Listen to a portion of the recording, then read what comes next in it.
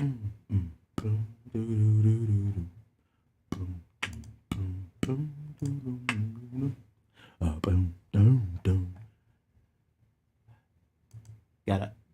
get that stream up on it. Hey, stream on it. Hey, hold on one second, y'all. About to get this popping, man. De pop pop, de pop pop to the pop, de pop pop to the pop. Hey, let's see. Where's my link? There it goes.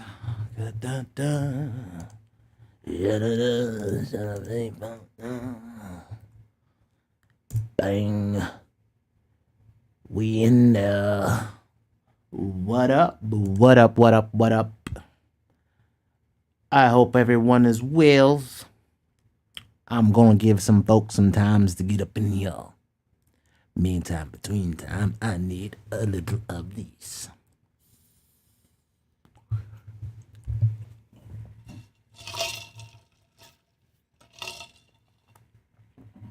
Oh. Yes. I and I. What's up, everyone? Just giving everyone a chance. Make good looks on smashing the like. I appreciate that. If you're not subscribed, make sure you subscribe, because we gotta do that, because the algorithm says screw that. But that's alright, homeboy. We still gonna get you. They can't hold us back, homeboy. I hope everyone is safe, for real. I hope everyone is getting through these things, because it's crazy out here, man. It's crazy. Let me get my list together.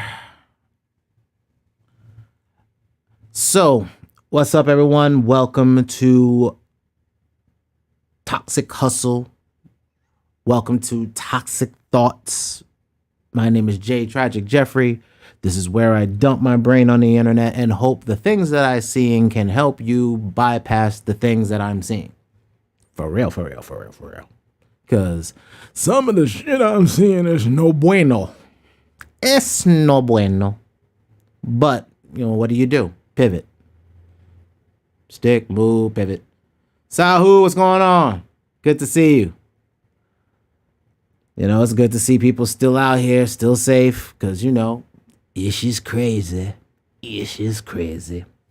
So, a lot of what's going on, I've been watching. We're going to start with what I said. The first thing is we can't control what you can't control, and I'm focusing on distribution, right? So, at some point, you have to understand these people cashed out of their stock market portfolios in November, right? So please understand, I'm looking at this through venture capital eyes. What I'm doing is I work with a lot of venture capital companies, and these companies work a specific type of way. They just move different. This is why I move different, right? So when last year we were talking about Bitcoin, we were in an investment cycle. I already knew since 2016, but before all the Pikachu and Omarions and all, Omarion, I know that pisses me off, Optotron and all this other variants of whatever started popping up, regardless of what they had going on, the fact was automation was destroying the white collar side of the business model. And I'd been watching it, and I was part of it, because I write automation.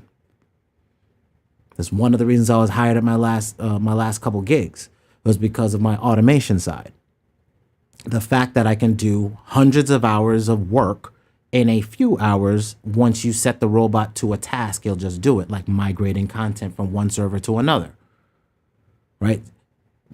Social media marketing, right? A lot of my clients are influencers. A lot of my clients were influencers, but I went to the automation side to scale up my workload for myself for Toxic Hustle as a company. So I'd have an artist side, right? Producer/rapper side. And I looked at Toxic Hustle and said, okay, what if I wanted a media client or a bigger client? Well, Toxic Hustle would be its own client, and then I could take on other clients. Like I take on larger size clients, like my venture capital side. And once I could come up with a way to automate the venture capital side of my business, well, then I could take on my venture capital businesses again. But there's a big caveat to that. Having a mother that has Alzheimer's and I wasn't able to work, I wasn't able to organize my work with other people or other vendors in a good way. That's where part of this hustle came from. Was that, hey, what if I want to work with people on Fiverr? And then how do I catalog who I worked with, how well that project was, the notes from that project? They don't have an API. Could I write something that could scrape their website, pull that data in and store it someplace so I could just have the conversation there rather than going back and forth because I didn't got time for that, right? So there's in everything is like for what you see from me, from where I come from, I'm not really talking hypnitis. I don't have cap in my rap. I don't have time for that shit. Like I'm constantly thinking practicality for my business because I got to pay bills. Period. And I've had to work that way since the 90s because every part of my business keeps changing. I only wanted to be a graphic designer. You see how well that worked out. I just wanted to just do some art, make my CD covers, make some beats, maybe mix and master a couple of albums with some friends and then push it online. And MySpace /Kazaa /LimeWire were gonna distribute me everywhere. And sometimes somebody would come up with some way for me to get royalties, and they'll just figure out how to watermark this ish, and I'll just get paid. Well, fast forward, and here we are. I put my music on one damn platform, I get every damn where, and I got my royalties. And now I just got to concentrate on what Michael Jackson was trying to concentrate on before he passed. Utility of your intellectual property.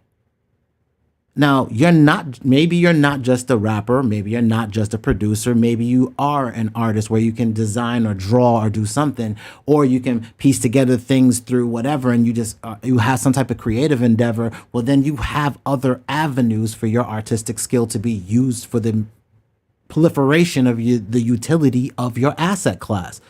Right now, we got to keep it simple.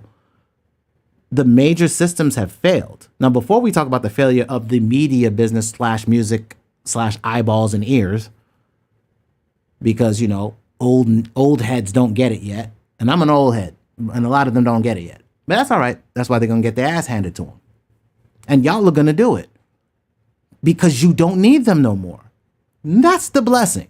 You don't need them no more. What up, RTP? Fact is fact. Your business model has changed for the better. Now, it doesn't mean somebody's not going to come buy them up later. Best believe I had a project, I had a website, a company I was eyeing for acquisition. Like literally, I was like, yo, once I get a few things in place and once I can get these other things in place, I think I can work with a partnership where I can get their software to generate enough cash flow for me that I can make it interesting. But then Microsoft swooped right in and bought them. And now it's part of their Power Automate platform. But that doesn't mean I lose. Well, I just have to now Microsoft's team will handle and manage all that shit. I don't have to manage. Great. So now I can just use the software and it can just grow. It's not going to die. Because I just didn't want it disappearing. I didn't want to use it for my business for certain things, like gathering my CD Baby data in an automated way, because CD Baby doesn't have APIs. You've got to work outside this system to be able to get your data. At the end of the day, this is a data business now. You don't need Nielsen ratings. You just need to collect it yourself. Your data is yours. This is what we don't realize how much money. Look at Google, look at Facebook, look at Twitter. These companies are just using your data and they have millions, if not billions of dollars, right? So what happens when you start to collect your own data for yourself? What if you start learning how to use it for yourself? What if you could start then turning profits because you're able to use your data for yourself? It starts to begin a new narrative for you, for how you can do business, right? And that's kind of what this strategy review for the third, fourth quarter is going to be for Toxic Hustle. Because again, what I'm trying to show y'all is with the hours upon hours that I've spent trying to navigate the crap that you see in the Discord. Like, for those of y'all that don't know, the tribe, they get basically slammed with information from me. Literally. Slammed with information. And all of this information that I post, I read and watch. All of it. It's not like I just post crap that I don't view none of it. All of this makes it into some plan of where I'm going towards. I'm listening to what's being said by people that are smarter than me. And then what I'm going to do is begin to start navigating past the bullshit I see, because I can't use the mainstream media, or I can't use the quote unquote Fed, which is really a corporation, to tell me what's going on. I have to use the stuff that we talked about last time, that, hey, their actions and their words are saying, hey, we're going to crush demand. Okay. Even though they crush demand, what do we know? These suckers got out at the top of the market. Venture capital has already got out. So we already know they've got cash flow. They're just waiting for the market to shake the frick out. So what do we have to do? We had to make sure we got out of the market, which is what I told y'all in December. January, I told y'all short in the market. Literally, the shorts pulled a decent amount of cash flow. I'm already out of my Bitcoin shorts, which I told y'all I was going to do, because Tether is on shaky ground with that damn paper. With that corporate paper they got. And remember, that corporate paper could be linked to those buildings that are empty in the place across the water.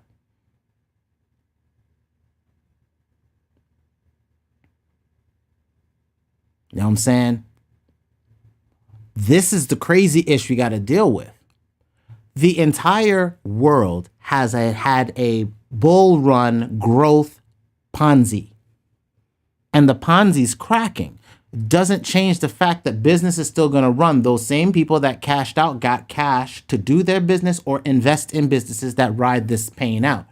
And at the bottom of this, like I saw back in 2008 and 2007, look, a 14-year-old girl on MySpace, when the world was crashing, was making $1 million maintaining social media sites for clients on MySpace. Nobody can tell me crap. She was pulling money. Right? We just have to think different on how we now do work. Like, you got to do work. Like, for me, one of the biggest things I saw, a big flaw, was, hey, I have clients. Clients want to get work done. Let's say I have a pizza place that wants to get a month's worth of marketing done to get visibility, right? So we got to create something to get visibility to their page in a local area. But at the same time, that doesn't work anymore. You can't throw ads at it because of the whole personalization engine on the phones now, right? Where they're trying to block all your privacy, which is fine. They want the data for themselves and they want to lock out everybody else. It's a bobo game, right? They're just consolidating their data like under the guise of, oh, you want me to block you? You want your privacy? You're right. You should have your privacy. All these businesses now get locked out. It's okay. We have all your privacy. We're going to charge you even more now, businesses, to try to use all this other stuff to get your visibility, because now you're just going to have to fight. They've become the TV networks, y'all. Your telephone has become no different than every TV network that's out there. YouTube is ABC. Straight up. Think about it. YouTube has a subscription model, which they have a cable side, right? So they have YouTube TV, which means YouTube has ads, which means you could pay for ads on YouTube and be seen on any television, right? So again, I say YouTube is ABC/NBC/CBS/CW, whatever you want. So then what I want to do, my clients can see that too. And what are they going to want? Hey, can you get me in front of these eyeballs? Sure. Here's some music. Here's some this. Here's some that. We control everything and boom, we'll put you out.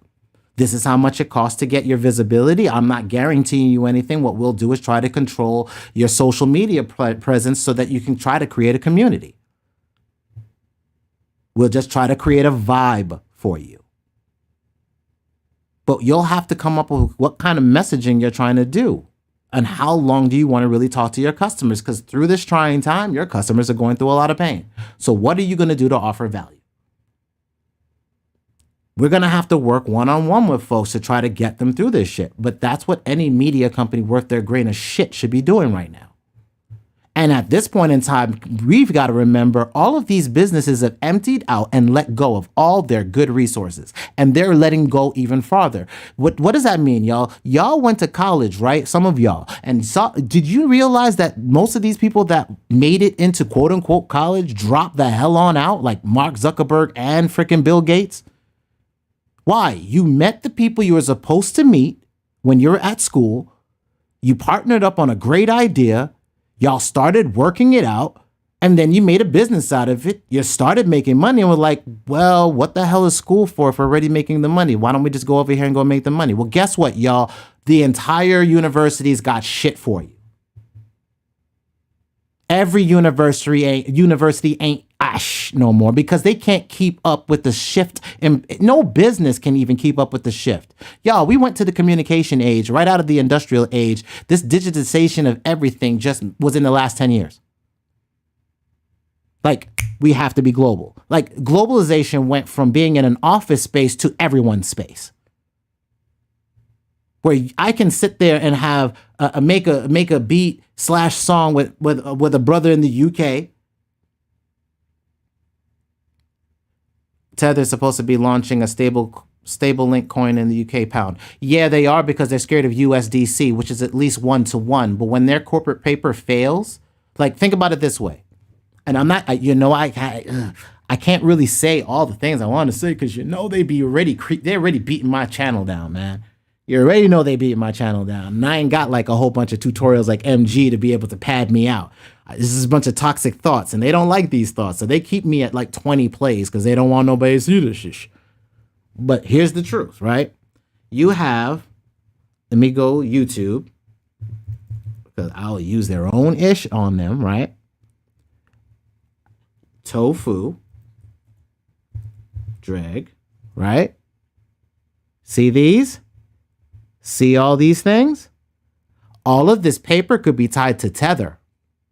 All of these empty buildings fall down, roads fall down, just cars, just things, just look. All of this is corporate paper potentially. I say potentially, I don't know.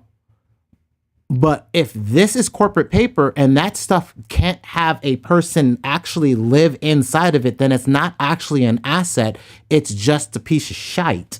And if it's just a piece of shite, then it has absolutely no value. At least a piece of shite has some value because I can turn that shite into methane. That methane can turn to gas. That gas can turn to turbine. That turbine can make electricity. So shite has way more value than half the ish they built. Truth be told. So again, now if you tie these to derivatives and you got a bunch of people that have been saying that a certain segment of the market has been in a great growth segment and better than anybody else, but all of it is ballooned out to be nothing. I don't know. So I will trust that since USDC and the government is lazy and they're not going to pivot off of anything, the number one coin that they already know who they are and they know the banking behind them, y'all, they are shaking up Tether to collapse. That's what you've been seeing. They can want to get a European Union. That's great. Didn't that other company Circle, what was the one over there? The other stablecoin, UST? Wasn't that like supposed to be perfect? And then it was supposed to be better than a bank until you're in a crypto winter. Crypto winter don't give a damn. And crypto winter's mean. I told you this whole, like, November's mean, January's mean, but crypto winter is destruction. Everybody gets wiped out. Like, I felt it through BitConnect. And I sat there and especially when you start seeing keywords like cease and desist or a whole state is like investigating you, y'all, a lot of these companies that have been offering these crazy ass yields are going to get smizjacked. That's the reason why I'm pulling all my coins off of exchanges. You put them into custody someplace else in cold storage, safe and secure. Let the market shake the hell on out. USDC for me. Because that's going to be the stable coin of the United States because it's lazy. It's not going to build no technology. It's already done. The Fed will have the Fed coin where it says you can't do nothing, but it's like EBT. So the Fed coin will be a global EBT system where you can just buy food and what they want. And then USDC will be how they trace everything that you do and spend on, because it's already on the Visa card and MasterCard link.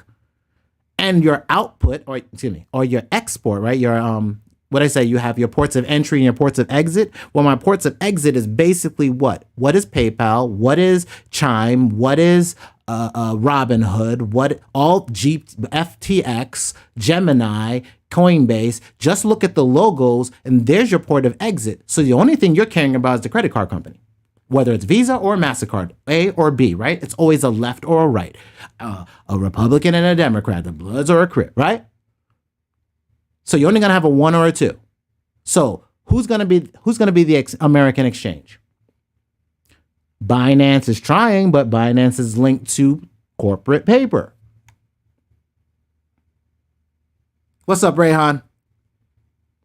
It's tied to corporate paper. Like, what we're having is a destruction of over collateralized debt. We're seeing a liquidity crisis. Like, everybody ballooned all of this crap. Like, the people that bet against or betting for the stock market up or down, people are getting wasted in all this credit debt. This is what this entire raising interest rates does. It destroys demand. It destroys speculation. I've been riding on debt forever. Vampire companies. And they're all failing now. Because now, like, for a business is on revolving debt. So think of it. Your business is rolling like a credit card, but that's your business debt, but it's rolling like a credit card. So what happens when your interest rates goes up? Prime goes up. And what is your interest rate? It's whatever basis points above prime. That's just how it works. So what I'm looking at is the speculation problem with places like buildings that don't really exist, that people have invested and put their money in, that don't matter.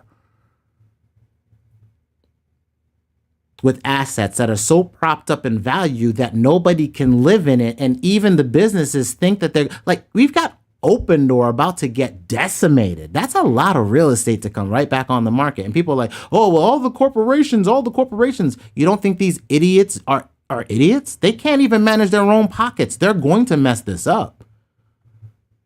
Y'all, I need you to understand, we are dealing with dumbasses. Like, no. We underestimate the stupidity behind a mask of greed. We underestimate how dumb these people are. They invest in buildings that are empty and they're okay with it. Like, that's like redonkulous. And I'm talking about not the people in China that are doing it because they're not told anything. No. I'm dealing with the people that can get easy access to YouTube when for years they've been showing an expose of the videos from these guys for years of what's going on. And for the last 10 years, these people have still been investing, though you can clearly see the tens of thousands of videos that prove what's been going on is a fake real estate race. When I say systems have failed, we haven't even started. Systems have failed. Una Sanctum forgets greed amongst its holders, what do you call the regents, right? Your regent, yeah, used to have a regency, and your regents controlled all the quadrants of their regents. So you'll have your presidents that are controlled, they're the regents. It's no different. The system's still saying it's still in the same Una Sanctum. But the problem is that they don't know how to maintain anything. Like, no, they can't maintain equipment. They can't maintain businesses. They can't maintain systems. And as these systems go to hell in a handbasket, we keep coming up with some dope, and then we keep getting snuffed out because we want to throw patents at ish. Y'all, we got to stop worrying about whether or not something gets out and trying to make money off of it and just get it out. Hence why I've been showing y'all in the Discord every single thing I'm doing to make a media company. Hence why I'm in all these damn videos just trying to tell you you're supposed to be a media company. Every company needs to be a media company because what's the gross national product if you ain't manufacturing shite? We don't manufacture. Look. Linda, listen, Linda. You can't have an economy, Linda, if you don't create anything. Right? We've been sitting there outsource, so we can get cheaper goods, so we can be the world dollar. Great. But that only works for the oligarchs. And then at some point in time, you're going to keep SM Zeusing out so much damn money until the point where everything blows up and go, like when I mean blow up, I mean in cost. Prices go up because you keep, let's make it rain, let's make it rain, let's make it rain, let's make it rain. Where's the gold coming from? At some point, you have to have some reason people are investing in you. The only swag you got is content, and most of that content comes from us. And you treat us like shit. You serious? We can't even get royalties for mixing an album for life? Are you serious? The album is for life. Why can't I get an engineering mixing credit on that? Oh, just because you don't want to, because it would take out of your top big head baby executive salary. Y'all big head executives is out. I said it already. I said it in the last video. I said the white collars, and I meant y'all, and y'all know who I'm talking to. I'm talking to you, the same one I talked in the office, and I told you, you're out of here in about 10 more years. Bruh, it seems like it's a little faster than I told you, isn't it? Now, I hate to say I told you so, but homeboy, I told you so.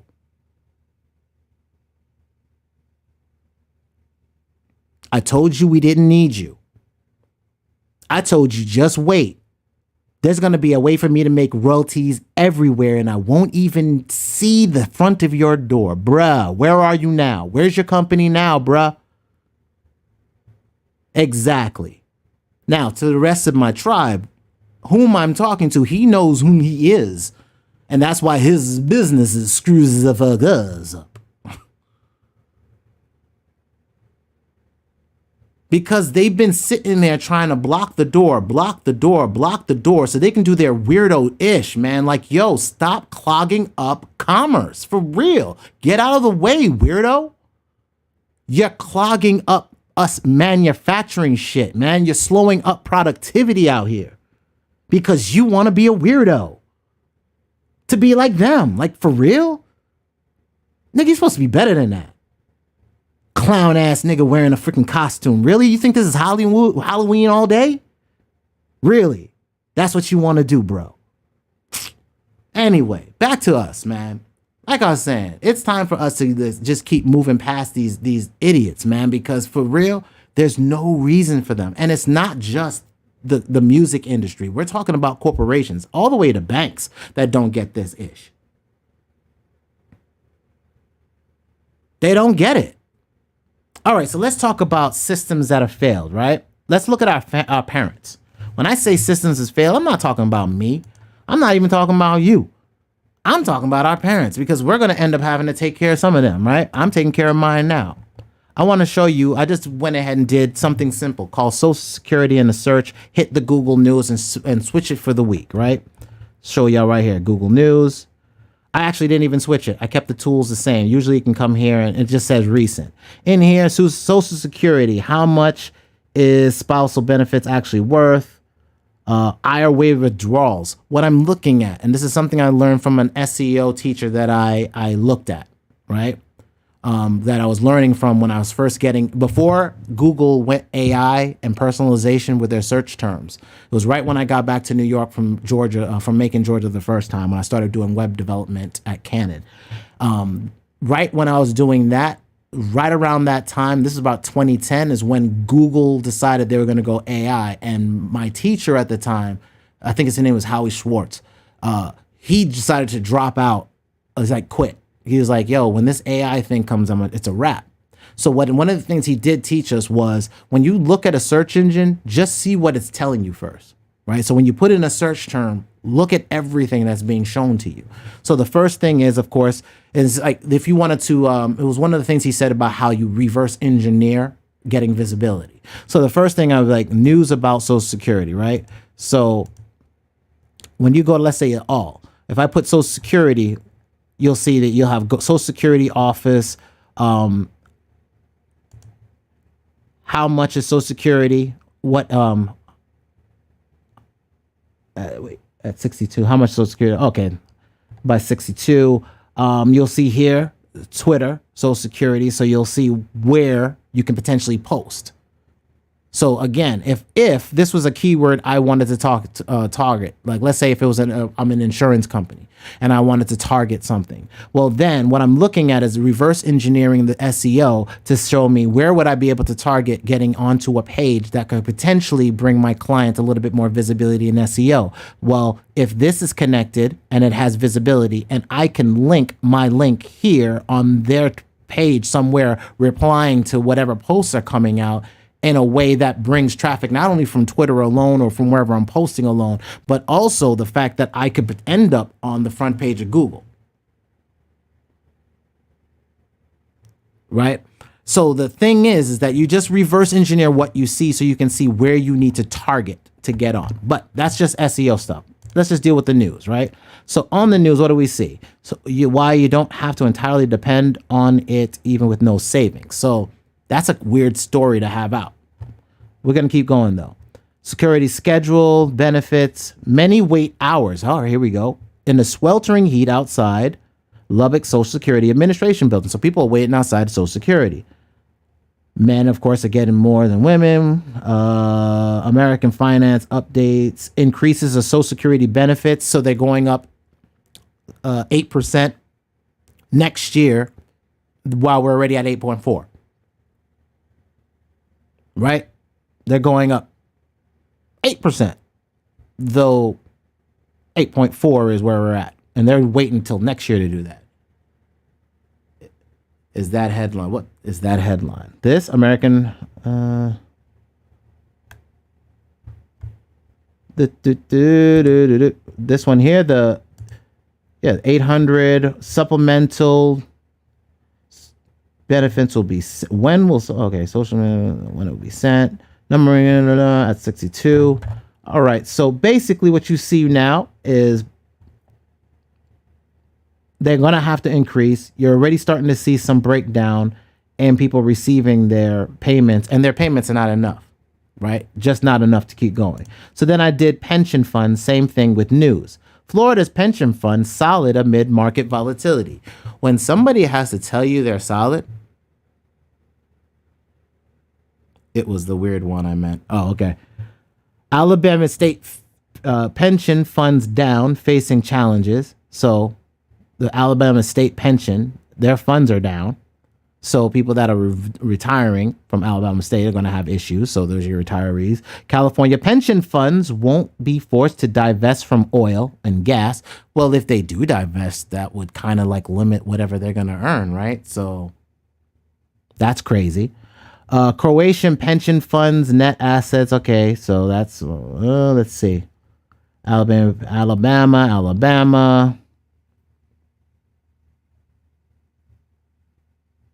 Reaches what? Hold on. Let's see what's going on here. Reaches agreements with companies on disclosing political spending. Oh, so now they're going to be worrying about spending. Damn right they should, because people can't spend. Pension funds. Nigerian stocks. Green lobbying. Alabama. We're going to start seeing a lot of schools, a lot of corporate, a lot of government pension funds having problems as we go deeper into the stock market dip. We got retirement, right? So let's look at retirement. Changes to retirement system. I think they're trying to raise the damn age again. Let me see. Propose. Potential. Called Enhancing American Retirement Now, contains some provisions. Differences still need to be worked out. What are you saying?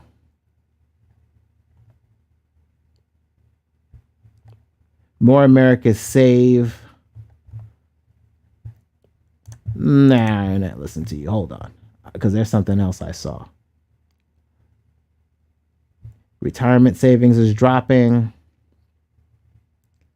Big changes to 401k retirement plans. think they're trying to make it easier for you to cash out if there's an emergency, which, I mean, that they know then you need to cash out. They're trying to get you out. Da, da, da, da.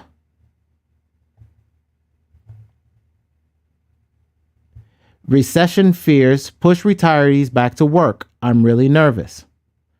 And it's funny, right? Not funny in a haha, but I saw a news article right here that said retirement age workers are joining the returnship program. If you're too old for an internship, try a returnship. More retirees are opting for short-term gigs that keep them engaged and earning money. That's the crazy crap, y'all. They're trying to make this seem all good and happy. Let's not have that narrative. Let's rewind that narrative 25 years ago. Weren't our parents supposed to be okay so we could focus on ourselves?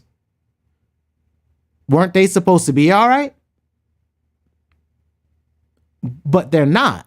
So if they're not, and potentially now I'm going to have to take care of my parents, and that's another cost, right? If she can't outpace inflation, she can't outpace medical bills, she can't outpace medication, I gotta come out of pocket, right? So where's the plan for that? There ain't none. So when I say these systems have failed, they have failed our parents, and those burdens, if you're not careful, are going to landmine on us.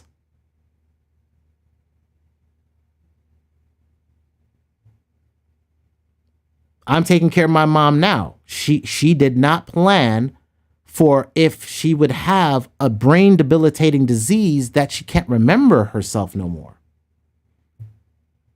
And the cost, like y'all, during the whole Rona, $24 an hour for nursing care in-house.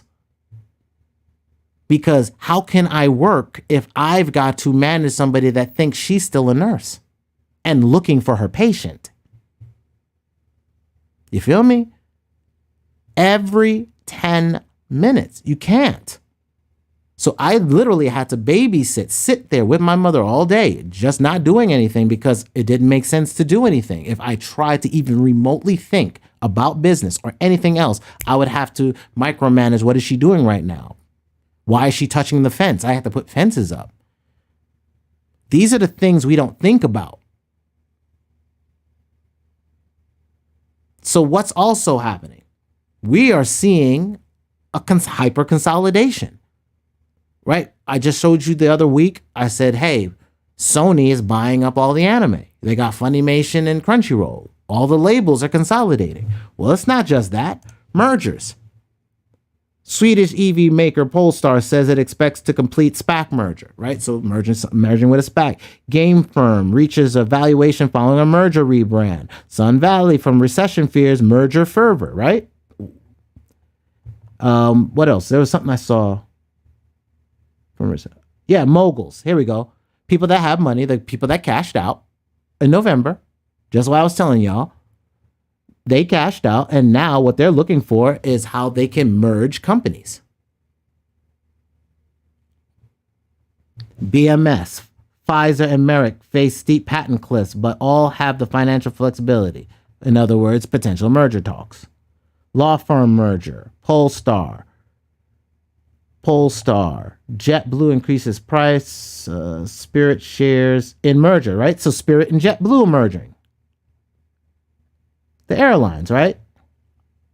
Bank think regulators, policy mergers, business mergers.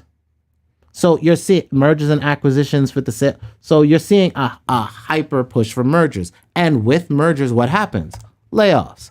So now you even see more layoffs. Second round of layoffs, 300 positions at Netflix, another 300 at Netflix. Again, these are more, what I'm bringing out is how many people are now coming out on the workforce. In the midst of a recession, of stagflation, in the midst of automation, in the midst of workflow process efficiencies.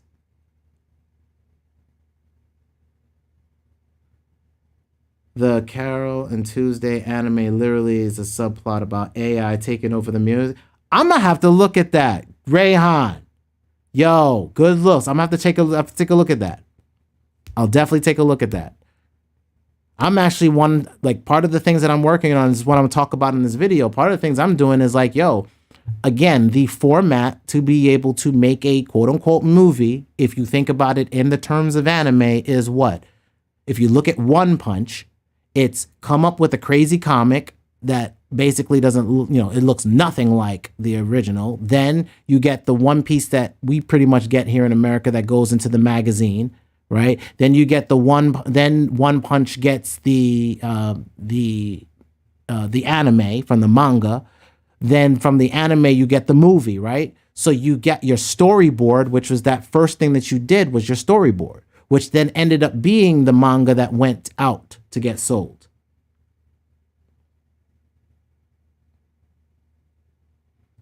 That's the way this works. So now what happens when you can start doing some of that work yourself because of 3D and the tools in 3D becoming so simplistic? Like, we're going to stop reinventing the wheel. Like, how we had to do 3D models was you basically just built the model from scratch all the time. Why? Why can't we just create characters, the same 2 legs, or maybe you got 3 legs, or a horse, or whatever? But for the most part, you have the same 2 damn legs, same hands, maybe you change fingers. Why can't we have a character creator, i.e. Reallusion?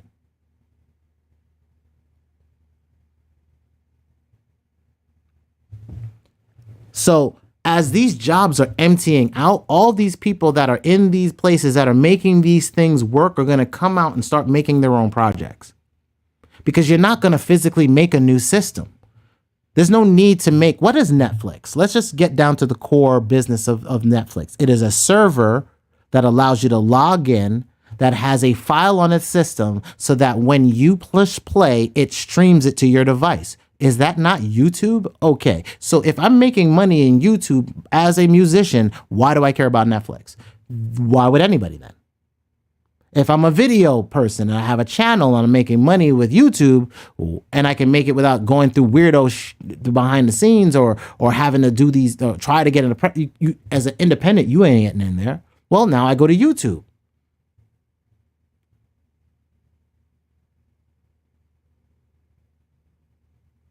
Well, my storytelling and therapy gets easier, ToxicHustle, once I get access to those tools, because art is my therapy. Damn right. I mean, bro, I haven't even put my first album out. It was the album that saved my life.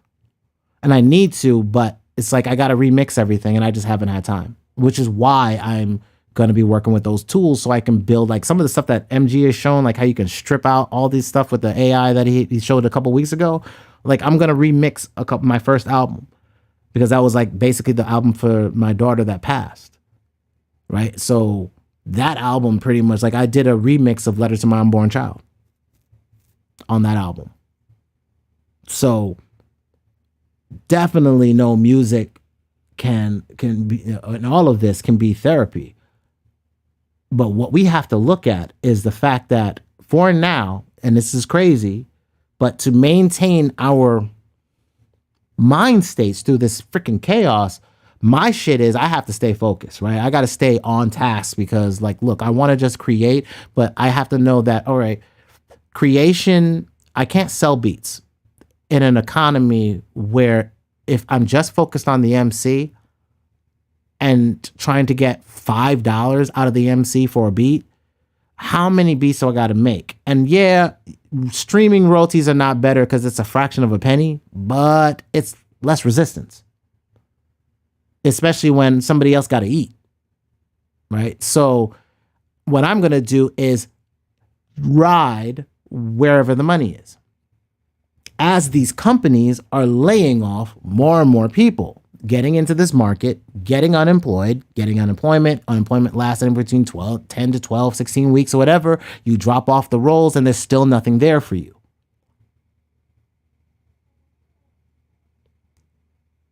I got album talk. I feel you, babe. For now, it's business and learn. Yep, business and learn. So hyper consolidation is already decimating these businesses, right? So we can see that here. And then the next thing is, because of that, smaller businesses are going to have a harder time getting exposure. And this is kind of where, again, what I remember about that that girl on MySpace was she found a niche, right? She saw these people that were getting visibility, selling their own products, doing whatever they're doing. Like there's plenty of people selling products direct. Like that's where we've gone to. We've gone from giving a faceless oligarch company billions of dollars and have tens of thousands of those. They're all falling away because they suck at maintaining, actually having a functional business. And because they disappeared, we've consolidated to these big behemoths, but they still don't facilitate our needs. So if you look at the Etsy and you look at all the eBay and all these smaller things that happen, even the Amazon, just like where you're doing the behind the scenes for Amazon distro. So even when you're doing stuff like that, what you're starting to notice, it's direct to consumer, which is no different than what we've been doing as producers, right? You make a website, you put zip files on the site, you put a content management system up that allows you to you have code on the site that allows you to manage people getting access to download your files, and you do it through PayPal or whatever system you want to do for your transaction, and then boom, right? You have a small economy unto yourself. You didn't need to go get a license. You didn't need to go to a building. You didn't need to do all this stupid jump through hoop ish to just get direct to your money. You just had to have an account that allowed you from a web page to be able to take a transaction. D2C, yep, direct to consumer. So now that we're in direct to consumer, guess what else happened? Communication age came. So what does that mean? It means I can talk to somebody in Nigeria today. Boom, boom, boom, boom, boom, boom, bang. Hey, what's going on, bro? How's it going? I hate you, right? Niga. So this is what we have access to. Right off the jump, we can now communicate. I can now do a jam with somebody in wherever in the world, so long as they've got an internet connection, I can work with them. And through these websites that are controlled by the systems that be, the MasterCards and the Visa gods, they will allow us, that's our, our like the SWIFT system, those are our SWIFT rails. The SWIFT system is what the banks use, and these are the systems we use. Now, they control the systems, and they'll still control the systems, even with crypto. It doesn't matter. What matters? Visa, MasterCard. What do they say? We're everywhere you want to be. For real, they are. So at the end of the day, like Mav of Wall Street said, we got to swipe up and down, up and down, up and down. Instead of it being credit, it's debt. And what is it? It's to an account that I'm able to get from international funds. Now the game is a scaling game. Now I got to get X amount of people to hear my music to get X amount of royalties. Well, I need 1 million plays. Well, now I just need utility of my music. So now if I have royalties coming in from everywhere, which we'll talk about, then I'm just in a utility play. I just got to find actual utility for my ish. No different than Michael Jackson creating a Nike, getting his stuff to a Nike so they can make a commercial to use for the Beatles catalog that he bought from underneath Paul McCartney. No damn different. That was the hustle that Mike was in. Now we can hustle our own ish. So I'm like, well, shit, you telling me what about digital watermarks? This is why I'm telling y'all I'm not using Splice and other than websites for samples no more. And in one of the videos, MG says, shout out to ToxicHustle for buying up all of his packs. Yes, I bought all of his drums. Guess what I'm getting ready to do? I'm about to smack drums and do a whole bunch of like I showed you with Doubler. I'm going to have all the workflow on how you quickly get tracks out of your head. Then you just upload it to CD Baby and get your freaking royalties. Then you just make meme videos or anime clips or whatever. Use your freaking music, upload it to the clip site, and make your royalties, little duffel bag boy. That shit goes into your bank account. That bank account you can then attach to a trading account. That trading account can earn you interest, however you figure out how to make your interest. I showed you my Bitscat bots. My Bitscat bots I'm going to show you after the cycle. So after this little run is over, they've done me some good money. Like, I'm telling you, I did good. We sniped good. Needless to say, right now, you do that, you earn your own. You're doing exactly what these royalties are doing. All these companies, all these record labels are doing with your ish. They hand it to a bank. The bank makes interest on the revenue that came in from actual sales of the product slash streams of the product. And what they do is when you get what is every 6 months, they give you a royalty statement and give you pennies. And then you still got to recoup before they even give you full royalty rights. Like, screw that shit. Like, why? Like, for getting a what? A loan, a quote unquote advance, which is nothing more than a loan, nigga. Screw you.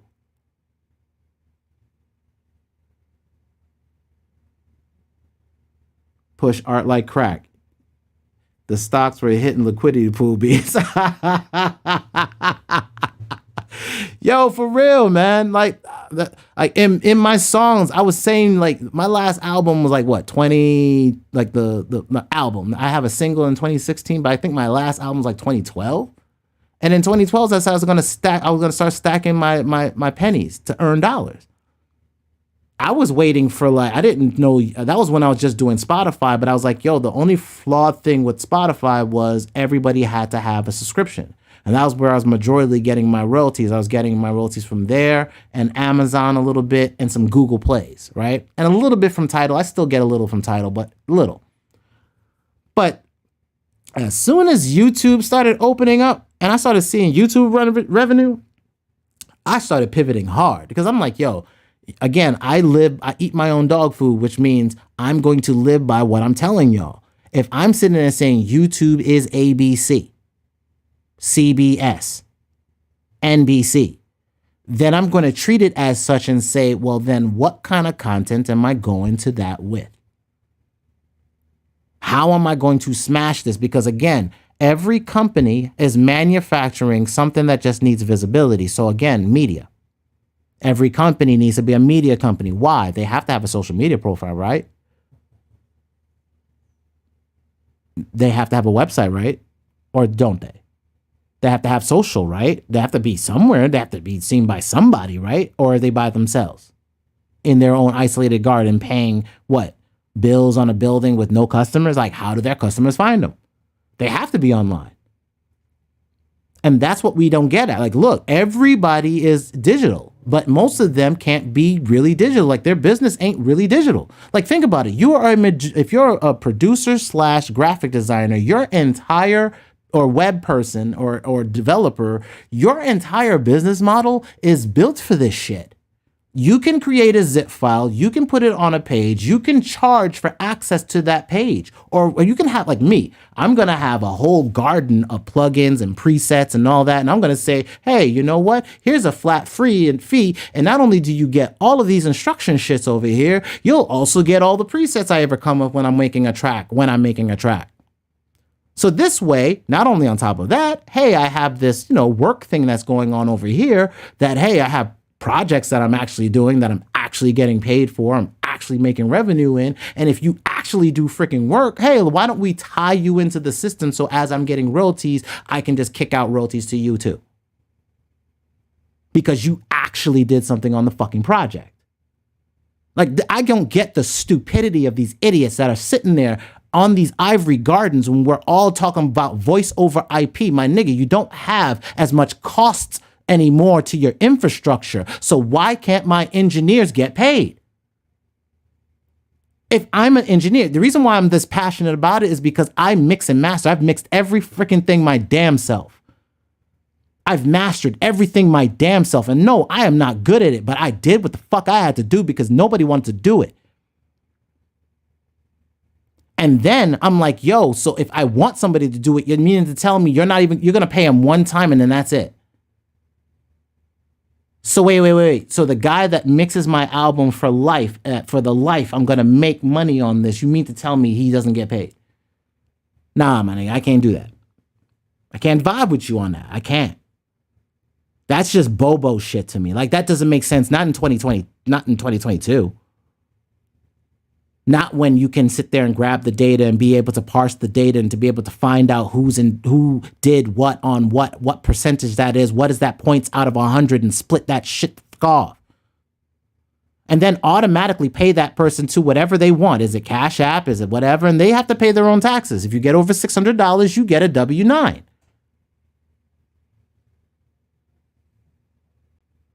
Fill out this 1099 form, over $600. Duh. That's what I have to do with like if I do something for a venture capital firm and I make over $600, I get a 1099 to then get a W-9 at the end of the year. The only product we have is media. There's only going to be movies. There's only going to be commercials to products that might get bought if somebody has money. But if they ain't got the disposable money, they ain't buying shit right now.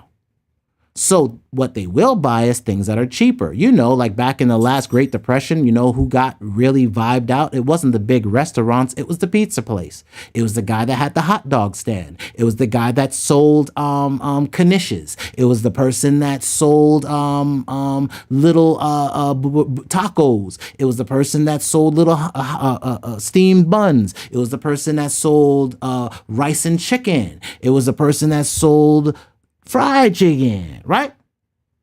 You have to go low with the cost analysis because nobody's got the disposable income. What up, Shogun? The inevitable collapse of the worldwide economy at Shogun. Well, that's kind of true.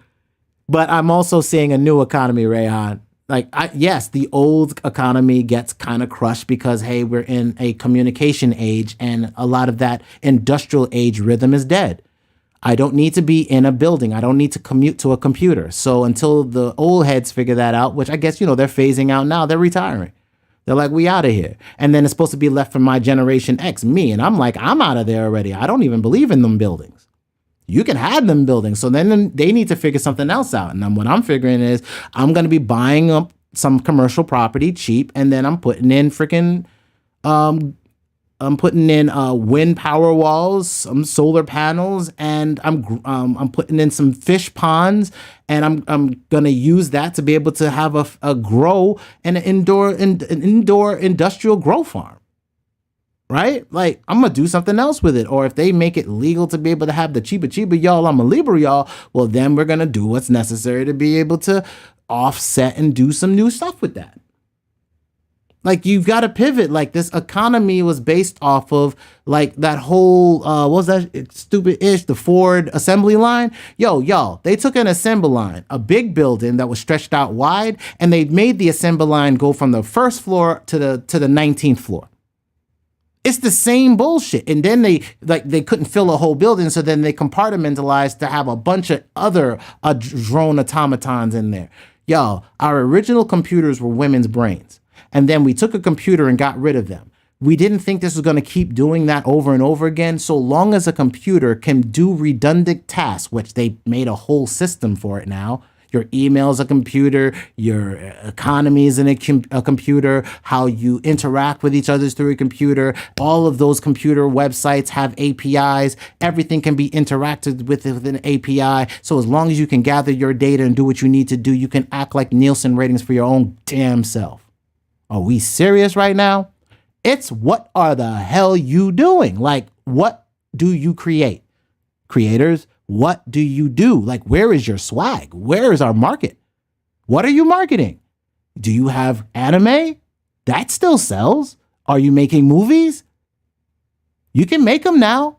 I showed y'all the swag. If you go into the Discord, I showed you a whole workflow. Like, I'm not even bullshitting. Look, I said you got your robot farm, right? You get robots. It's open source. I told you the CBDCs, the USDC is probably going to do that, right? Let's go down. Hold on. Here we go. Fastest way. Here we go. I said, this is just baby steps until I get working on scaling automated video creation, right? Then I said, I need to get a motion capture suit so that I can use this full body motion capture animation software from Reallusion, right? Then I said, hey, this is how I'm going to get my facial stuff inside here, right? So now I got my full body motion inside the software. I've got this inside the software for my full face motion. And then this connects to Unreal 5. So then I need to find a motion capture suit. Boom. $3,995 freaking dollars for a full motion capture suit? Full performance motion capture. Hands, body, and face. Are you serious? For $4,000? I spent more than that on my MPC 2000 XL with the additions and the extra hardware and the zip SCSI cable and all that, and I used it for 2 damn years. You mean to tell me I can be a cartoon or 3D animator or come on, y'all. Everything's changed, y'all. It's not enough to just make beats. You've got to find some place to do it. Like, I want to make I can take this whole thing, and I even said here, like, boom. Here's my use cases, right? Create an avatar of yourself, shoot yourself in a music video. You know, you can buy buildings, make your own create animations and sell the animations to other people. They have animation libraries, you can sell it. Create commercials for your clients. So like, you know, that B for whatever, Nozane or Vzane, whatever. You can create an animated character and you do the music behind the scenes and it's just animated. Look at all the animated 3D characters out here. Now being, doing, so hands. You can do whatever the hell you want. Imagine a music video. I can do all the music videos in my head now because I can go buy whatever places I want. If I need a scene for a sci-fi scene, I can do that. If I need to have a whole bunch of people walking around, I can do that with Real Illusion. Like, this shit is crazy now. We're going to start being like, you have to create something. You have to have a finished product of something. And just having a vibe of music is dope. Yay, you can be on Spotify and you can be on YouTube, but it'll just be one image doing nothing. What if I can create these 3D scene vibes that instead of you just seeing the anime girl sitting there doing nothing, you have an entire experience going on in the background? Be a world builder, not a participator. I mean, you can build the world or you can build parts of the world and sell the individual parts. You can build your own world, have buildings in that world and sell out the pieces. If you just want to be a sculptor, like think of it like 3D construction, right? And then sell the individual parts. And then people can use that for their own music videos. You feel me? Like, we've got to think that how a person could create a movie, how somebody can create a television show, how somebody can create a cartoon, a manga, or whatever. It's going to change when a person can just put on a suit, have a camera in his face, and everything is just motion captured. And as it gets better and better, it's no different like our music. Like, y'all remember how long you would sit in front of a mixing board and mix? 8 hours for a damn song if you're lucky. It's not 2 weeks to mix one damn song down properly without feeling like I'm overmixed it and then trying it all over again because it's really just over and over. And now you got things that you just throw a plug-in in, hit assistant, and it gets you halfway there. You have, I used to do Photoshop, and to cut somebody out of a background, it could easily take me 2 hours to cut somebody out of a background to make a CD cover for him. Now I click 2 things and boom, he's out. And if it's a female and she's got like hair blowing in the wind, it's not that bad like it used to be. So what does that mean? Your productivity goes up. And what does that mean? The cost of services come down. Because it's not about what you know anymore as far as the education to be able to mix these big boards that you're not even using half the time. We're letting software get a good portion of that taken care of for us.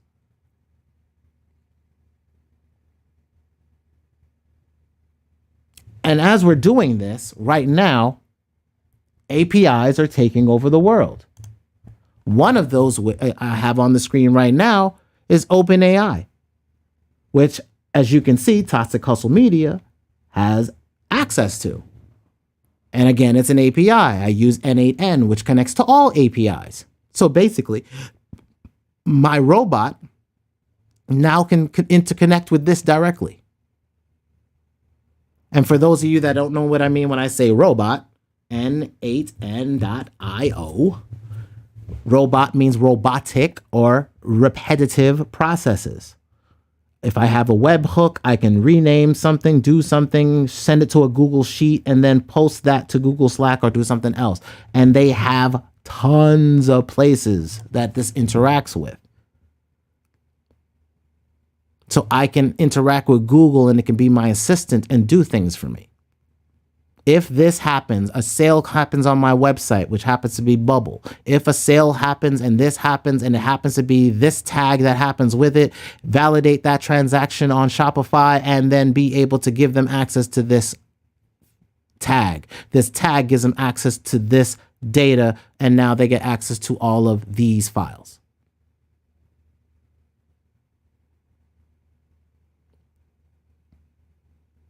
We've got to understand that my dad always said, use your head for something more than a hat rack.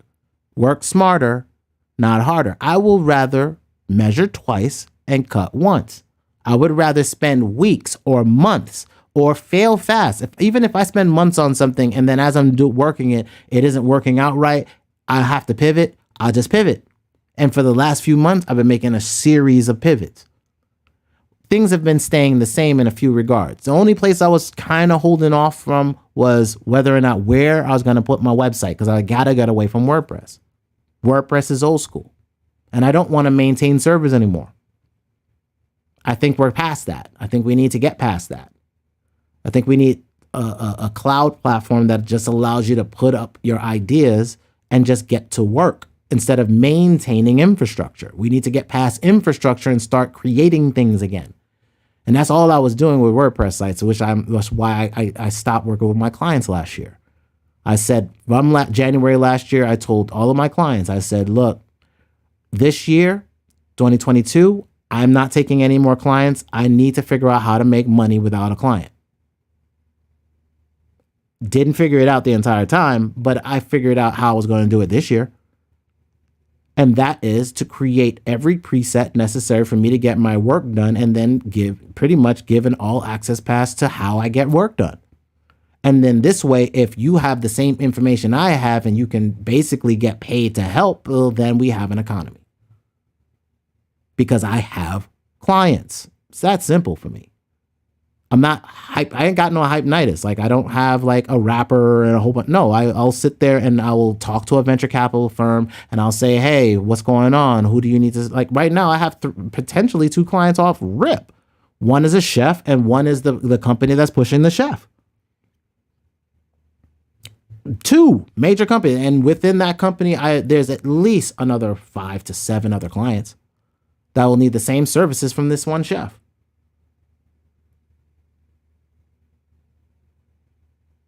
Like there's work, but it's changing.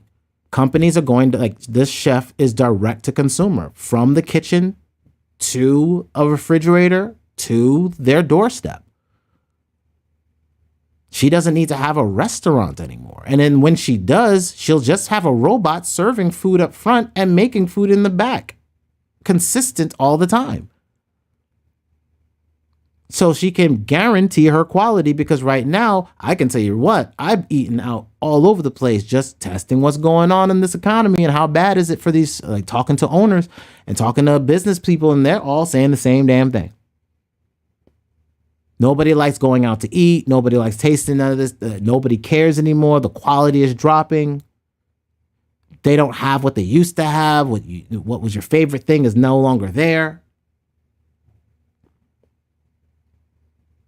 So my thing is that at this point in time, it's really like what MG is doing is a smart maneuver. This is why I bought his entire catalog, so that I can get access to MIDIs when I need them. Because for the most part, I don't. But then to know I can flip some MIDIs and do some stuff with that. And then if, we work something out where I can get some exclusive stuff from him, hell, I can pay him forever on a track, right? If the data's coming in from CD Baby and it just assigns what it has to do on its own. That's the beauty of automation. I ain't got to worry about yada. And I want it to be transparent anyway. because I want it on the blockchain. Whenever there's a winning blockchain, I want it on the blockchain. Because why? We're able to show what the value is in real time for any company that wants to invest in doing whatever in the future with us. I don't know what that looks like. I just know that potentially there's a possibility to being a decentralized autonomous organization whenever the government decides what that could potentially look like. Because I think that digital corporations or programmable corporations are the next thing. We're going our contracts now. And past contracts are what? Governance. And governance is for what? Corporations. And our corporations will just be basically workflows. We're not going to be coding them things. It's if this happens, do this. If not, do that. This is how we take on strategies to be able to take on board a marketplace. Show the world my thought process of making beat tapes and albums and movies. Exactly. That's exactly what I'm doing, Rayhan. My goal is, hey, as I'm making my material, how do I come up with, like, when I start doing like the bit, I'm going to be doing, we're doing Toxic Hustle Plus and Toxic Hustle Pro. Toxic Hustle Plus is a business newsletter, which will be coming out to just talk about high impact strategies we're doing to be able to maneuver, like actual maneuverable strategies, business strategies. And we're going to pretty much keep that back end because we want our success. Like, we want to be able to get this utilization out, and it's for the company, like to be able to grow all assets within the company, get visibility, and anybody that decides to follow and do what's going on. And then of course Toxic Hustle Pro is pretty much the same exact thing but different, right? As far as it's not for just getting business insights and seeing just a peak. It's really to be able to say in the future as it grows, it's to be able to be part of the system. Like, so for me, Toxic Hustle is part of the system as a Toxic Hustle Pro account. Tragic, my artist page, is part of the system as a Toxic Hustle Pro account. And now I'm managing two different entities within the same system. Because isn't that what it'd be if I'm dealing with my individual corporation, Toxic Hustle, and my individual artist, Tragic? So why shouldn't it mimic my reality? And that's kind of where your ideas form. You've got an entity. Those entities have assets. Those assets are now where? Typically, visibly, you can see them on the internet. And where are they? And what are they doing? What are their numbers? How much in royalties have you made from them? Now you connect where they are, their social locations, to how much they've made, CD Baby data. And what's bare minimum if you need a loan in the future off of your intellectual property? It is 5 times assets, right? 5 times earnings.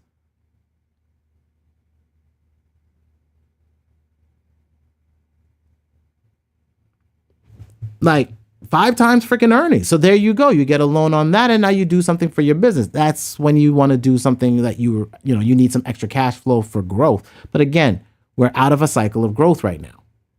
This is when they start, going the opposite direction, and they stop being tightening up. But between time, they're just going to keep doing this swing back and forth. And you have to figure out how to make money through this shit and pay the taxes. And that's my only goal. Like, for my company, that's it. I have to pay taxes for the company. I got to pay taxes for me. So this way, my family is good. Making your own analytics. Yeah, Rayhan, think of it better than analytics. Be your own Nielsen ratings. Be your own, what's the big one?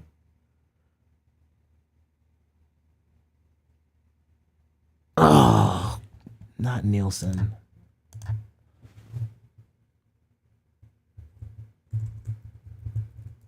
Billboard. Yeah, be your own billboard. Billboard magazine. Right? Be your own billboard. That's what I was looking for.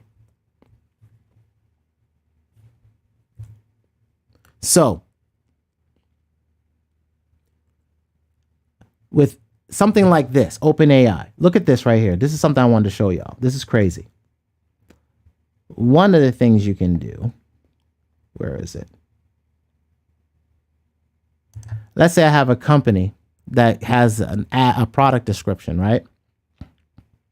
Create a creative ad for the following product to run on Facebook aimed at parents. Product: Learning Room is a virtual environment to help students from kindergarten to high school excel in school. The sample response: are you looking for a way to help your child excel at school? Look no further than Learning Room. Our virtual environment is designed to help students. Do you see this crap, man? Yo, this sounds better than some ish I would write.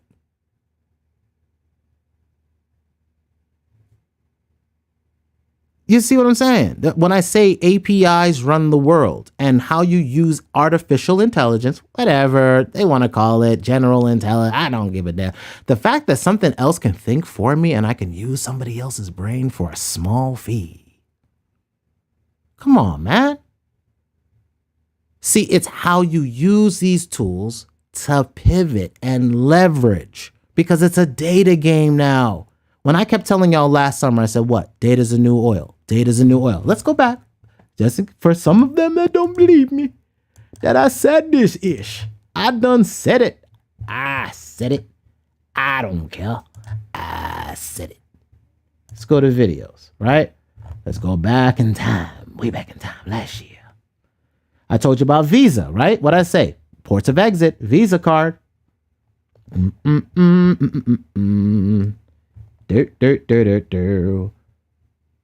The death of analog. The rise of business machines.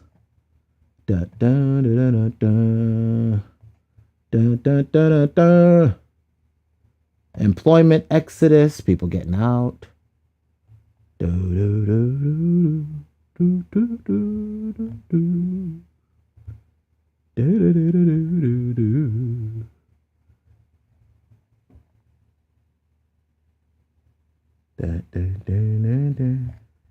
Data is the new oil.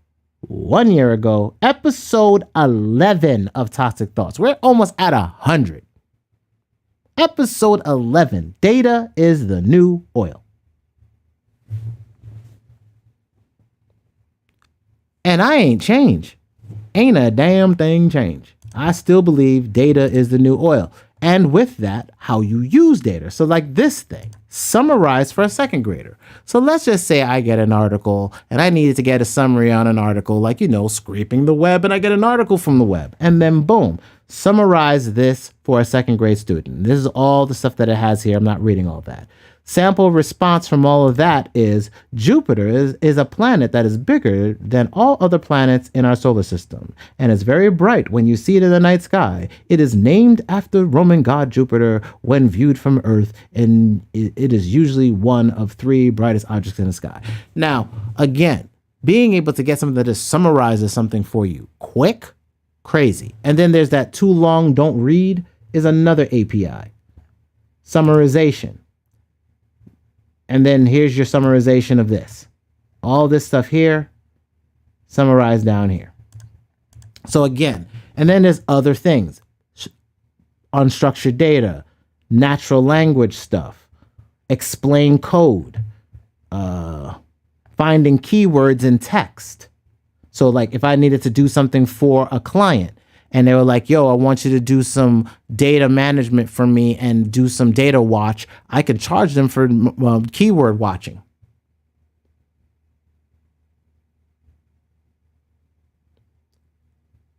Let me see what he's saying. Streams and all. I'm definitely going to learn how they count. Streams and all. Well, I'd love to run my own album descriptions through that. Yup. Even if it's creatively worded, sound like Odyssey, AI would analyze, auto CC, get your video linked. Okay, because it's all tagged. Yup, I'm just saying that's how it would be easier post live. Ask BlackRock and Planeteer if data is the new oil. Damn right, RTP. You damn right. All right, so things like this, like tweet classifier, so sentiment, right? Sentiment analysis. So what you're seeing is I'm looking at access to what I have to these tools from this quote unquote artificial intelligence. And from there, I'm able to get certain things like this, a spreadsheet creator. Do you know how many times there's things on a website I want to grab? And then there's one company. Oh, in fact, hold on. There was this one company I was going to work with. And he had a scraping algorithm that I wanted. And I wanted him I was like, yo, bro, I got an idea. If you can get this into the cloud and I'm able to get multiple people to be able to use this, we could basically create a scraping engine that could literally change lives. We'd be able to grab data, do all this stuff.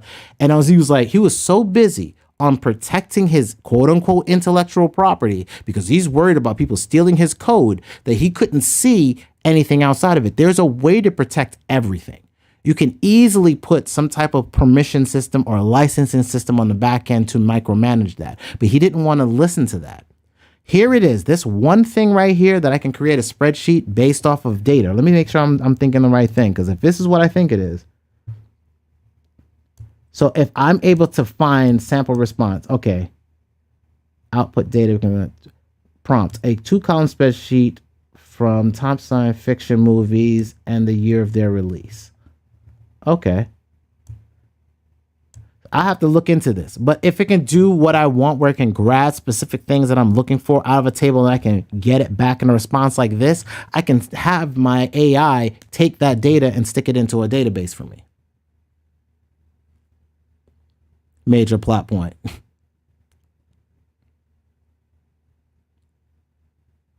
That BlackRock video has blown my mind, bro. What BlackRock and plan? Oh, for the things that BlackRock can do? The information they got access to is crazy. And they're going overseas with it now. So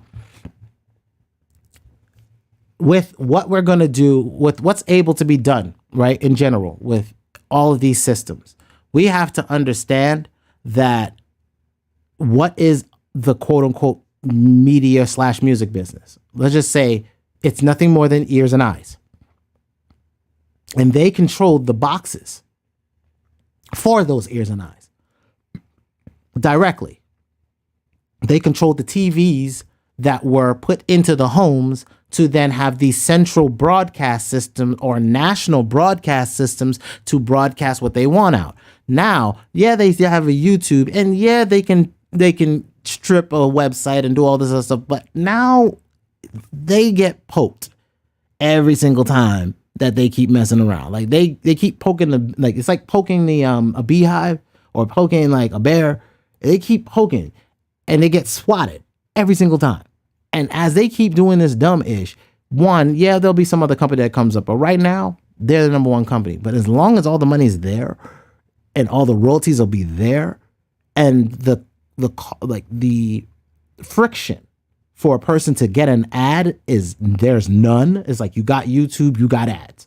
Or you got YouTube, you paid for an account to not see ads. So there's cash flow. So even people like me who went ahead and subscribed to that shit so I don't see no more ads, y'all don't know how good life is when you can watch at 0.175, 0.17 or whatever, 0.75 speed, and you ain't got to see one damn ad, never going back. But then every time you play somebody, that's money immediately. They're getting a percentage of those royalties or percentage of that play from my subscription. It's in 3 a.m. chat. Let me see what this is. Hold on, y'all.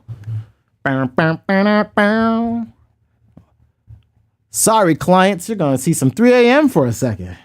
Typically, I'd keep that off of here, but they talking about us over there. BlackRock is on track to own everything. Oh, yeah. Oh, y'all surprised about that? Oh, yeah, they bought up the world, like internationally. I've been watching BlackRock for quite some time. Like, you'll be surprised. BlackRock is in the media industry heavy. BlackRock is also in crypto. Heavy. Y'all forgot. BlackRockCrypto. Boom, boom, boom. BlackRock products. Bruh. BlackRock's products. iShares. Blockchain tech. So bang. There's your BlackRock right there. Offering ETFs. Not just real estate. Blockchain industry launches blockchain industry ETF. April 20, right there. Crypto services on demand. They're taking all their residential real estate, all that real estate money is going right into crypto. All of it. Or right into the next line of crypto. Larry Fink says BlackRock is studying cryptocurrencies. Wall Street Journal. Durable assets. Let's just see BlackRock as a whole. See what news we got. BlackRock urges the SEC to change its climate risk disclosure plan. Want tax-exempt income? BlackRock says this fund could offer you high yields. So BlackRock's got funds. BlackRock planning Singapore expansion with dozen more employees. So they've got another building getting ready to go out.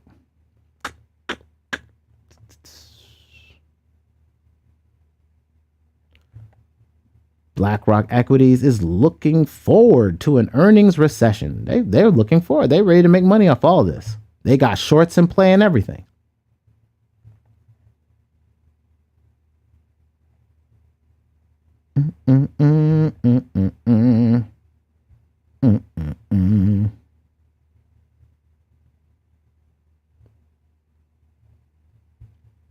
Trying to see if there's anything.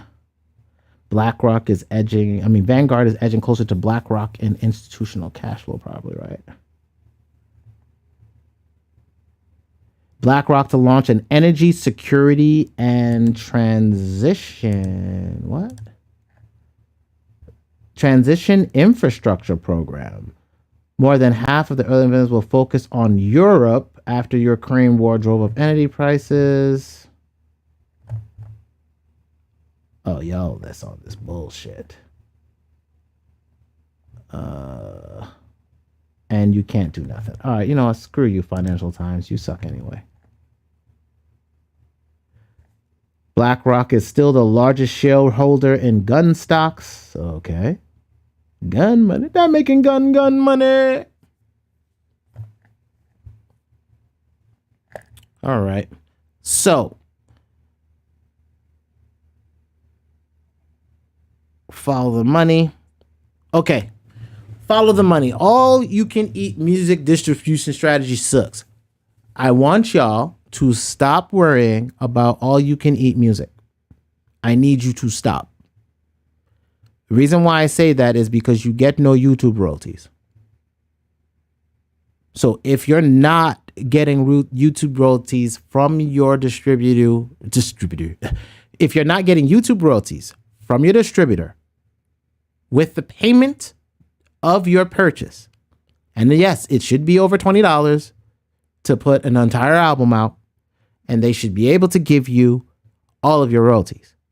If they're not doing that for you, and they're saying, hey, you got to pay extra for YouTube, you are leaving money on the table immediately. And so immediately, I need you to move your music off of that distributor to another place, because you should be paying one time. You shouldn't have to pay anymore. So this way, if you pass on, your shit should still be there, not getting turned off because somebody didn't pay a bill. That is not long-term asset management, right? So the reason why I tell you to go to CD Baby, no, I do not work for them. No, I don't get paid for them. No, I make no money from them, except for what I make from my royalties. I have not talked to one person at CD Baby about anything that I do talking to y'all. I'm just like, yo, when I find some good ish, I'm like, yo, I'm going to tell everybody about what I'm doing because it just makes sense. And then if you get into the same headspace that I'm in, where, hey, I'm distributed, where's my thing? Like the fact that you can just say, yo, bang, I'm distributed on YouTube. I got Spotify, but my main thing, TikTok, is there. And if I need some, I got iTunes, right? And I still got some Facebook, which will be Instagram and all that other stuff. So there's still avenues for you to make money on all the places you need to. Yes, Twitter doesn't really make you no money, but Twitter is also getting their own marketplace, right? So to be able to put your stuff in another marketplace, and how do you get your stuff in like a Facebook marketplace? Like all these things you should be able to do.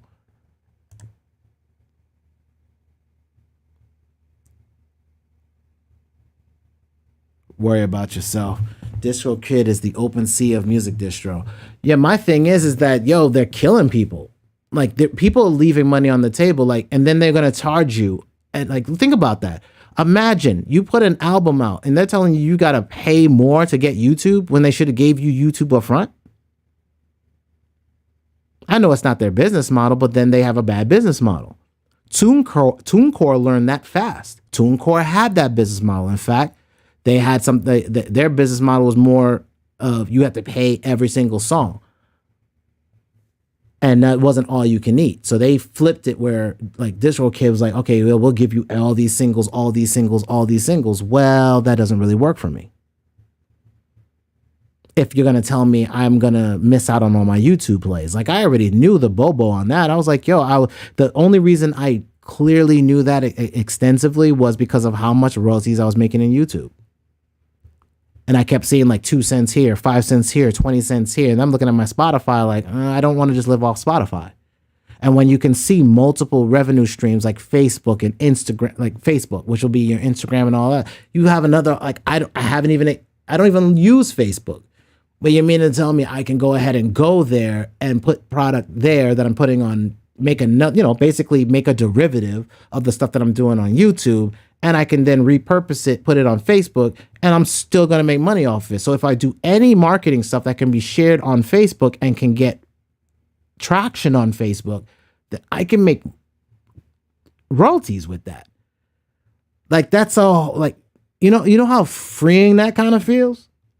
Like I can just focus on utility.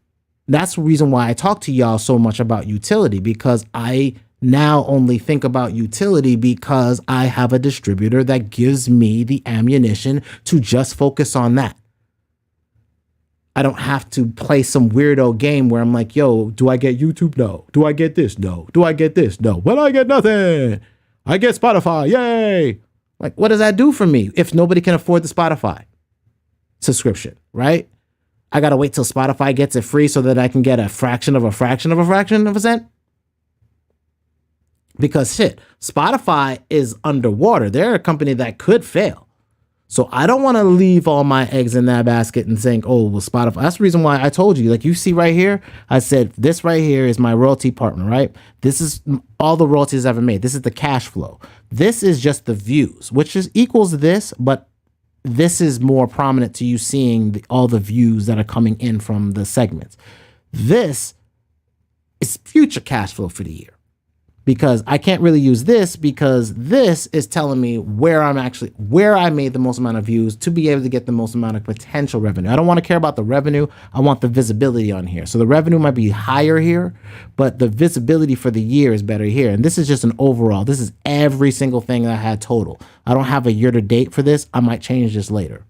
But right now, this is where I need to be. I need to be in YouTube, content IDs, and I need to be basically, I'm not even trying for TikTok and it's there.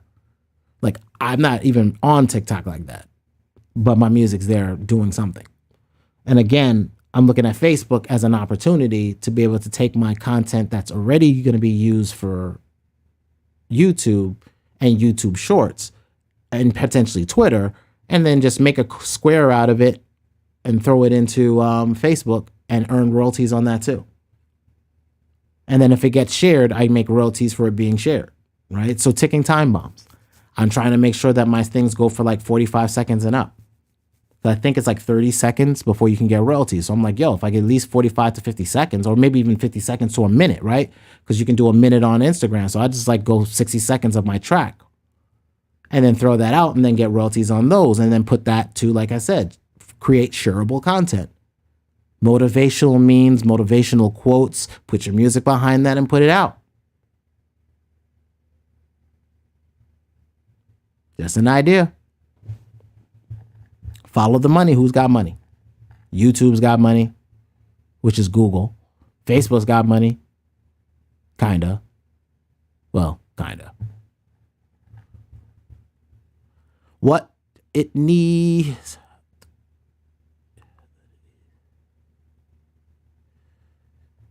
Oh, okay. What it needs to be. All you can distribute. Yeah. That's just basically me saying that you need to be distributed everywhere. Distribution is not enough. Focus on utilities. Even more important long term. Yes, playlists.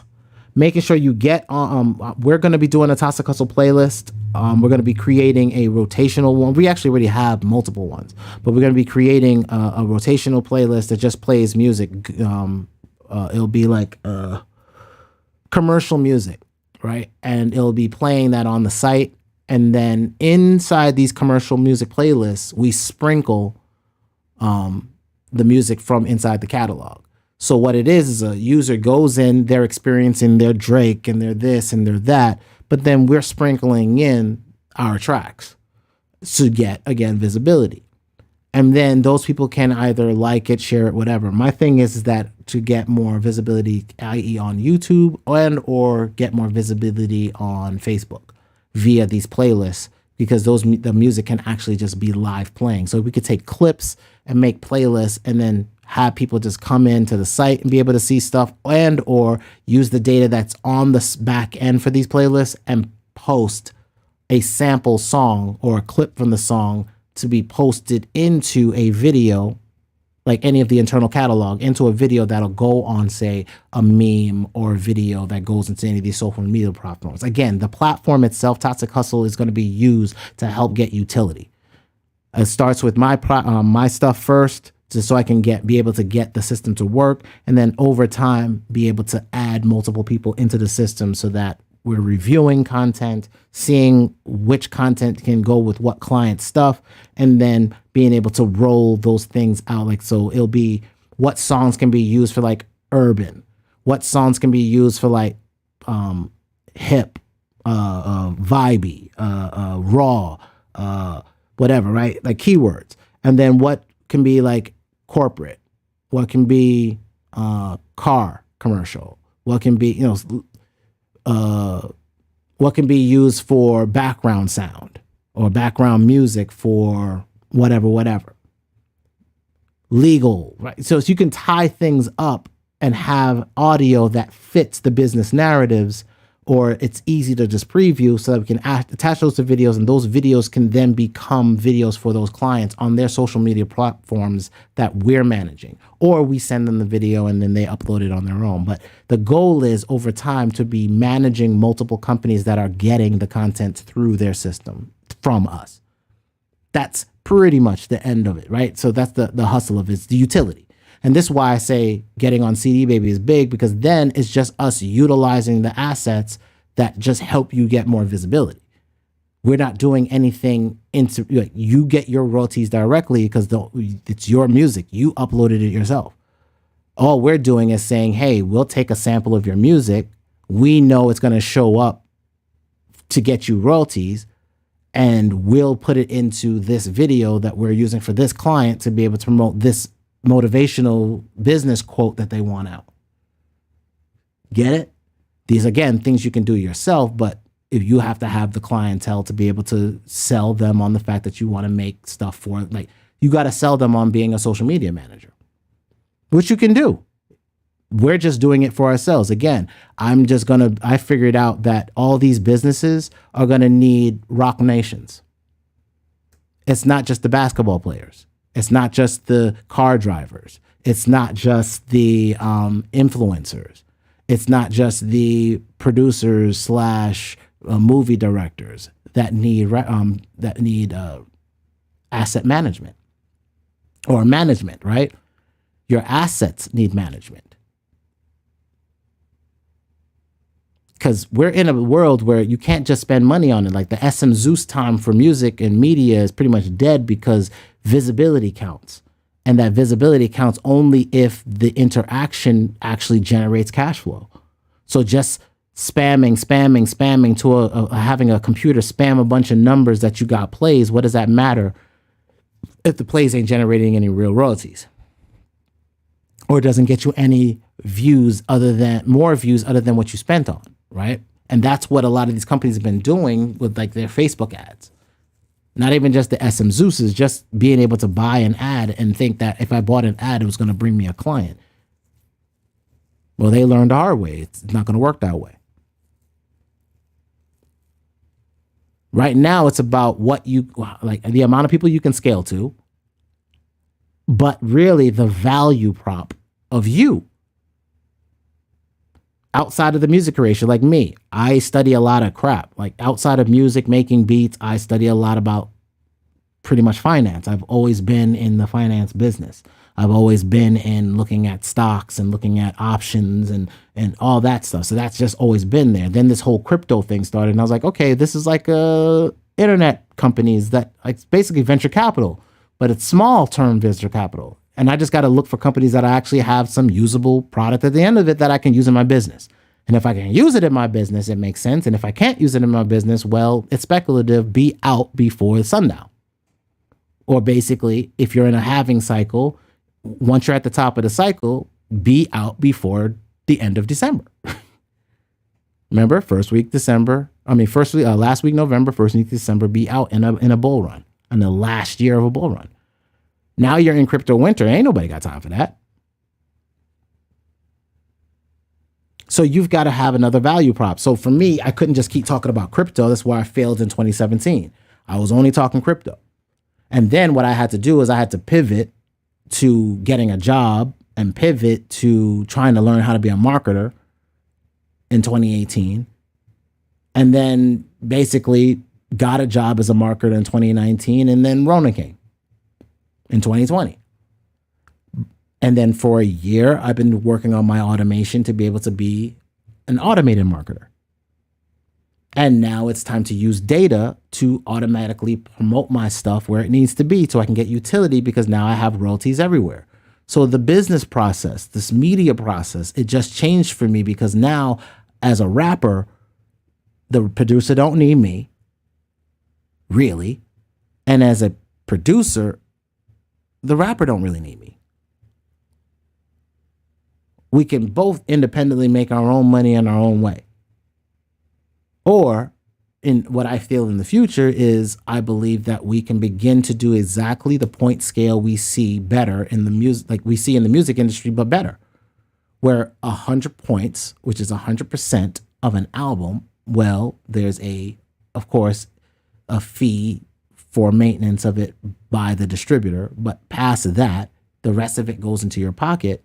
And then from that, you should be able to distribute whatever to whatever as a label, or if you do it independently. What I want to talk to CD Baby is see whether or not there's a possibility of internal splits for anybody that works inside CD Baby. Like, so basically, if I'm in CD Baby and you're in CD Baby and royalties come in for a song that we're both associated with, is there a way to get paid? Again, I have to see how that works, right? Because I don't think they can do engineering, but it still should be points.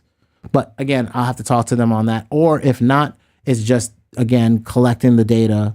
We collect the sales. It goes underneath ToxicHustle as, like, let's say ToxicHustle projects, and you did engineering on a ToxicHustle project. Then as the royalties coming from that project, the points are distributed to whomever net 45 days of receipt of royalty payments. So it's figuring out the business model, because hell, it's a new business. Like, think about it. The direct way that you can now upload your music, get it out, get your royalties, get your own media company. Now it's like you can start thinking about, well, can I make a show? Now there's easy ways to do that.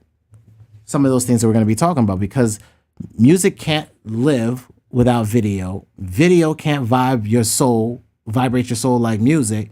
So you need both. You need utility, and you need to be able to scale with automation.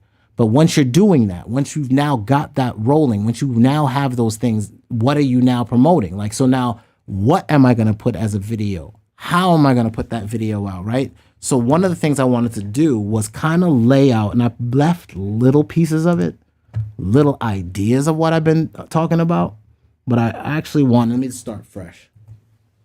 Again, want to kind of walk out all of what I'm kind of doing. Hold on, Shift Control T. Put that back. Oh, no. I got you, homie. There we go. Now go back to Discord. Where are you, Discord? Boom, boom, boom, boom, boom, boom, boom, boom. Oh, I must have closed it. Hold on.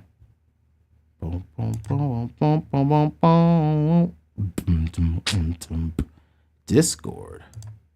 There you go. Now go back to cache lane. Bow.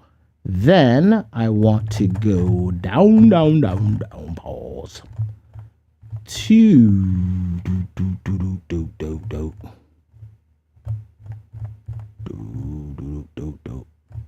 Okay, here we go. Up and not down. Okay, so here. And Gamer Ray, good look on the GitHub Copilot launch. That is the code that will help you write code. So that's on GitHub. I don't want to write code anymore, so I'm pretty good on that one. Because I'm going low code, no code. All right, so like I showed you with this.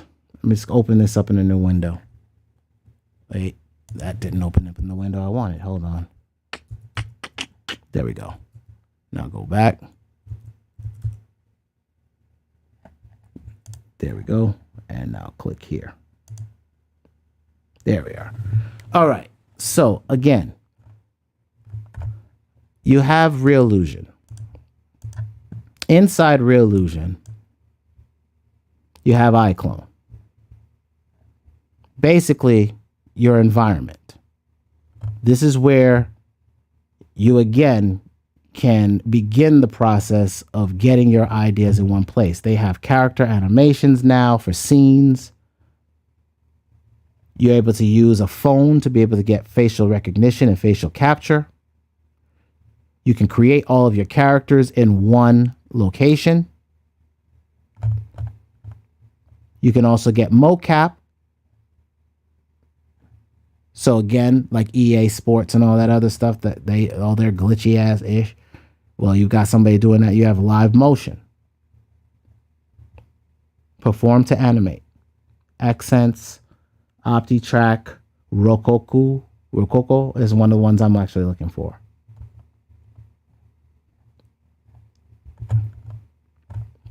So here's your 3D environment. Now,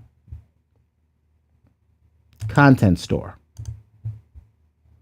And then you also got,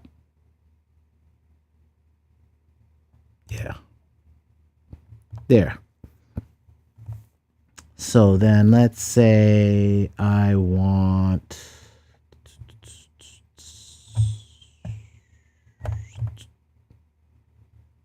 attribute. This is all, so this is all people stuff, right? Human stuff.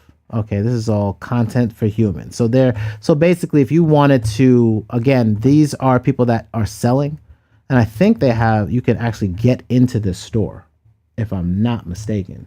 So again, if you manufacture your own products, they do have. So nature terrain, generator. People are selling plugins, people are selling clothes. Then you got, that wasn't what I was looking for.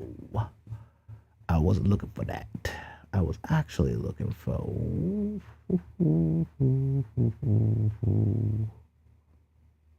Wait, go back to iClone. Hold on. I think I went off the wrong thing. Here we go. Content store marketplace. Boom. I think this is it. 3D assets and plugins. Bow. And then you go to architecture. That's it. Marketplace. So marketplace.reallusion.com. City, town, village. So again, I say unto you, if I wanted to make music videos and I needed to get some content, I could get the content here and be able to build, make my thing. Even if you didn't want to use Unreal 3D, and you just wanted to build something inside this place or whatever, you buy your credits, and that 2,000 is not real. That's not dollars. That's whatever their points system is. I don't know how much it costs per points or whatever. But regardless, there you go, right? So you've got your live motion. You've got iClone that now you can import these characters and sets in here. Start getting all your shots done, right? Get everything laid out the way you want. Get your storyboards done. Then, after you've done all that,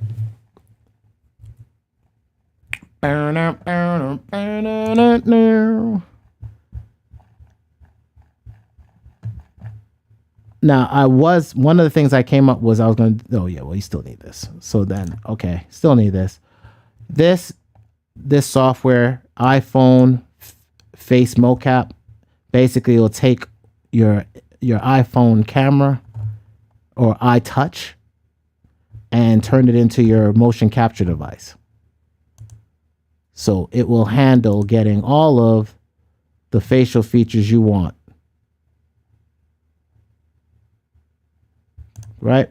That's the shit they use for Alter Ego, that TV show. So you've got that right there. So there's your face mocap right there. So there's your face and there's your body.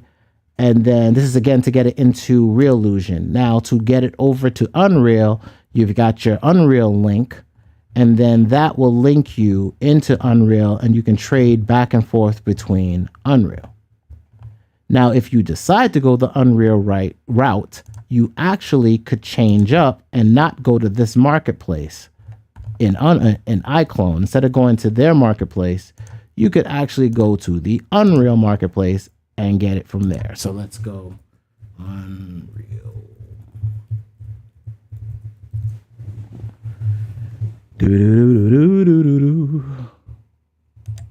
Right, so boom.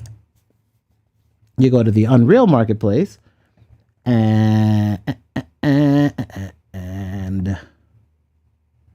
what you got? What you got? Browse. Architectural, right? Boom. Office. Furniture part 1. So you can create your own offices, right? You get the office furniture for it, $29 to get your props for your scene. So think of it as scenes and props. Got a classic apartment prop, $19. So if I really wanted to get jiggy with it, I'd actually just come here. So Reallusion and Roku will make that possible. That's what I'm betting on. And that's what I'm going to be trying to get set up for myself to be able to do my music videos. Like I'm just betting on that's where I'm going with it because they give me the hook into it. So like for me is how do I get to my end result? I need to be able to get items in there and animate. And I may not know everything about Unreal, but if I can learn Reallusion and use it as a hack to get my shots together, then export all that to Unreal, I won't really have to learn Unreal as much and I can hack my way to my scenes. Feel me? Now, what if I can take the props here, import them into Unreal, get everything set up that I want there, then just send everything back over to render it out in real time. And now I can export that as an MP4, upload that to YouTube, bong boogity boogity. Or export it as an MP4, put my intro and my outro, put a little couple snips or whatever I want in there if I want to do any marketing for a client or whatever, and send it out. Like, so if I want to make a commercial for a client about something happening at the house and they're sitting at a table and they're stressed looking at bills because they can't pay their bills and they're needing to go to this place that can help them fix their credit, well, now I can make a scene for that. I'd rather update a 3D character. Okay, well, you want to make a 3D character? All right. Then you go over here to iClone yet again, and then you go over to, hold on. Go to Reallusion again, right? Go to their products and go to Creator, Character Creator. Under Character Creator, well, make whatever the hell you want. Right? Make your own avatars. Make your own creatures.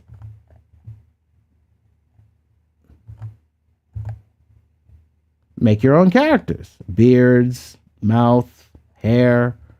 Auto import characters. You can buy characters, bring them in. You can make your own characters if you want to. You can bring in ZBrush or Marvelous Designer for clothing. That's really dope. I was like dope. That right there is really dope if I was into like getting deeper into fashion, but I'm not. Blender, if you want to bring in Blender, of course, Unreal Engine and Unity, right? So you can bring in any of the characters.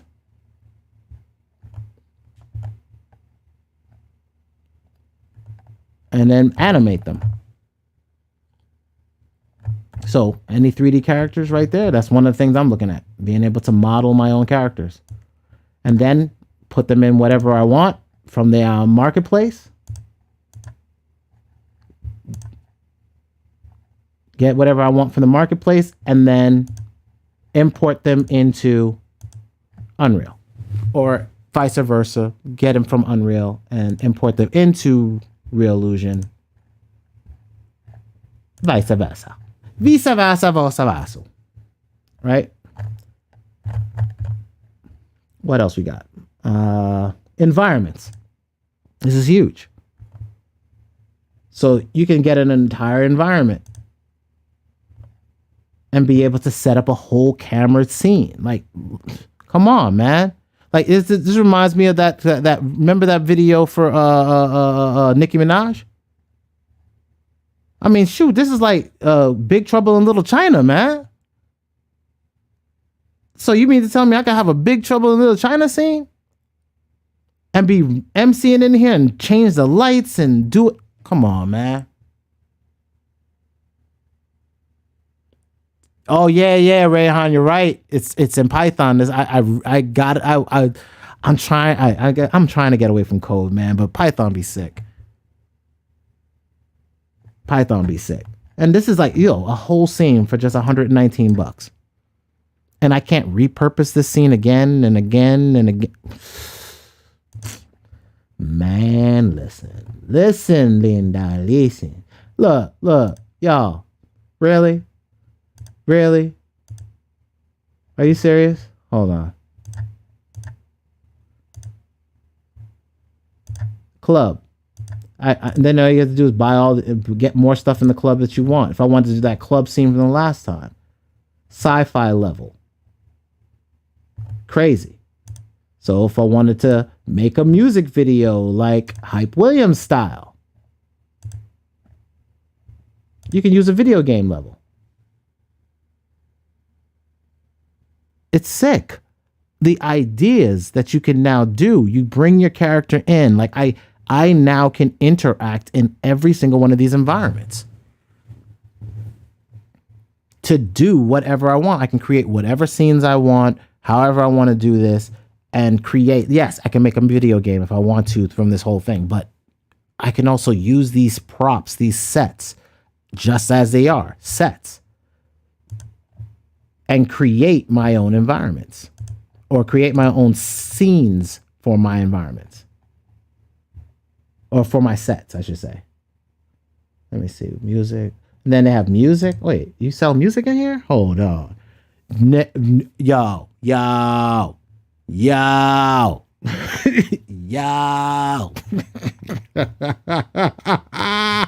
Yo, check out the price. Check out the price, tribe. Yo. Yo. All I'm saying. That's all I'm saying, yo. That's all I'm saying. Are you serious? $24? How many tracks is this? 10 music tracks. 58 WAV files, including full tracks, alternate versions, and stingers. 63 minutes of audio. Okay. Commercial rights and royalty-free license. Track list. Let me see. Read more. These are the 10 tracks you get. And there's 58 WAV files. Is it breakout? Audio WAV files 58. Audio cues 58 audio cues. Very interesante. I have to get one of these just so I can see what it actually does. Preview all tracks. Continue. You are leaving to an external site. And they use SoundCloud. Look at that, y'all. There's your business model. Look at that. And then you can see what it... Oh, now you can see the breakdown. They got the songs. Unstoppable Biker. Number 10. Like there's 10 songs, right? And then they got Cybertrap. Loop. 60-second version. 30-second version. Underscore version. Cybertrap. See, now you can see how he breaks down his entire package. Right? Hold on, y'all.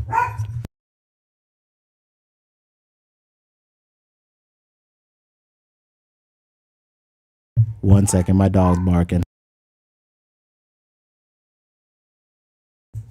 Okay.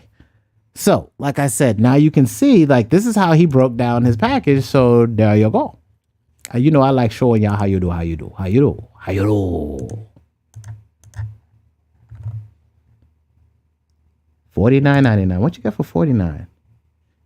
We learning something together, y'all, because I ain't never done this either. So we're doing this together. Ambient cinematic background music pack. Came out June 2022, huh? All right. It's $49. You get 15 emotional background ambient tracks ready to use in a number of situations. So he's just giving you 15. He didn't want to break down the 30-second and the 60-second and all the other stuff. So it's just a little, but he's charging more. We have to see what the sales look like, though. I have to figure out how we can figure that out. Now, again, I want to see whether or not I can find data on this stuff. I mean, hopefully data sales. That'd be really good to see. But yeah, there you go. So now what else we got? Okay, strategies towards the workflow of music video, visual media creation, becoming a 3D media studio. I think I just showed you that. I just showed you basically how you can take your music and get into the gaming industry, right? So it's not just what I told you for your royalties on the other side. I would keep these separate though. So I would probably, for Unreal, I'll be making specific things for this. Or maybe, you know what? Nah, I'll treat it the same. I would still freaking license this through CD Baby. And then this way, if any of my music leaked out from here, again, making sure you set up properly in case somebody decides to pirate your stuff, they come here, download it from here thinking ain't nobody going to sit there and have copyrights on it. Download that stuff buy it, download it here, and then try to do it someplace else. At least your royalties will still catch it. Because here, inside the video game, is not the same as it's not the CD Baby's not worried about what's going on in Unreal. So everything that comes out of Unreal, you'd be covered for it. So that's just a thought. So, yep, I would still upload any music I put in Unreal. I would still upload it to CD Baby. And that way you catch a video game and you catch video game royalties. Wow. Because if somebody hears it and then you know what? That is the move. Y'all, check it out. That is your hustle. You're going to do that. If you decide to put any music in here, you're going to upload it to CD Baby. You're going to make sure it's taken care of, because if somebody Shazams it while they're in a game and the game happens to be dope and you get into a dope game and they Shazam it, they will find you. Just make sure. This is again why I say do not use splice shit. Start trying to get your own samples or try to Shazam the samples to make sure nobody's using it. Start Shazamming your samples to see if who's got it. So especially if you're going to use a beat, if you're a rapper, Shazam that beat and see who's got it already. Because you're going to be surprised. Like I did. Like a couple of beats I bought now, I Shazammed them. Not bought now. A couple of beats I bought years ago, I Shazammed them, and like a bunch of whack shits on my shit. So just another hustle for you to make some money through this transition. So for being a 3D media studio, I showed you how to make your characters. You can use Unreal. I showed you how you can download characters through this marketplace. And if you have that Unreal plugin, basically go back and forth. You can take the environments in Unreal, pretty much throw them into Reallusion, work on your shots in Reallusion, bring all those and set up all that to get thrown back into Unreal Engine so that you can have your scenes rendered out. And then you'll have a better looking stuff on this side of the world. And again, you have animations. Like I told you, there's animation sales is one of the things that you can get with your motion capture suit.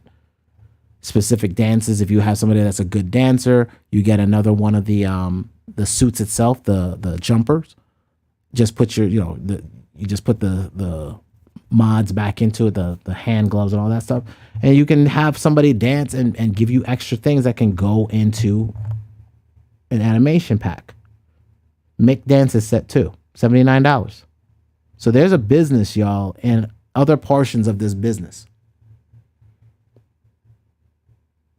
Media is changing. What's necessary or needed from us in media is changing. We are going to be a part of these new environments, these new, these games. Like, think about it, Twitch. These things from Unreal will go on like Twitch Marketplace, and people will listen to your stuff through Twitch.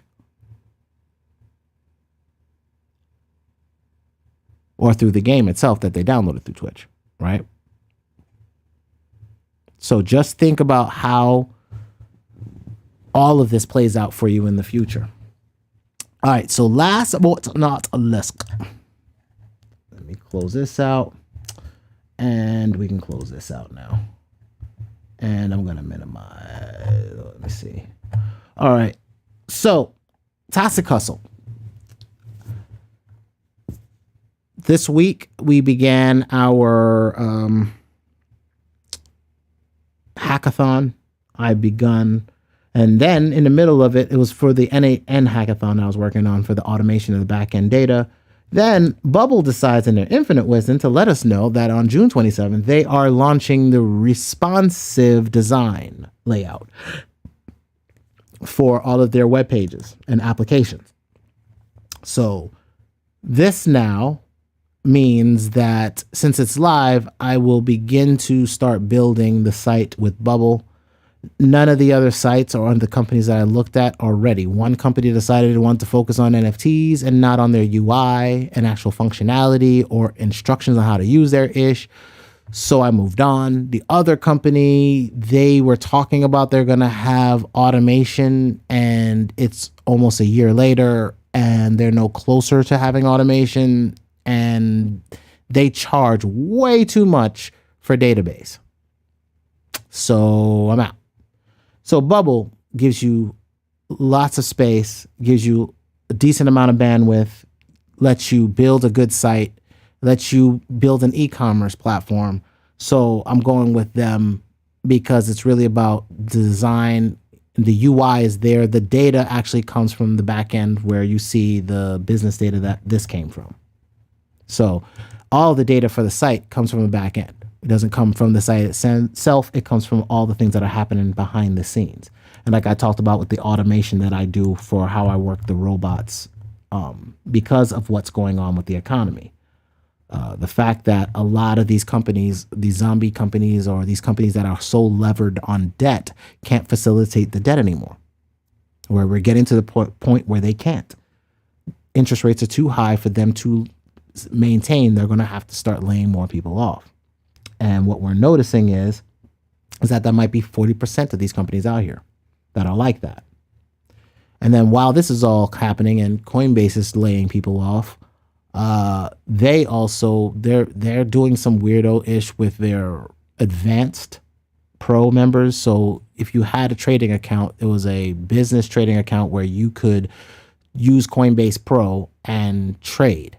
And I could hook my robots to that and I could just trade and the fees would be lower. Now, they're saying in this article that they may keep the fees there, but yo, I put it like this. When Coinbase is hot, I'll tell you it's hot. When Coinbase is cold, I'm telling you it's cold. It's hot during a bull cycle. Makes plenty sense to be there.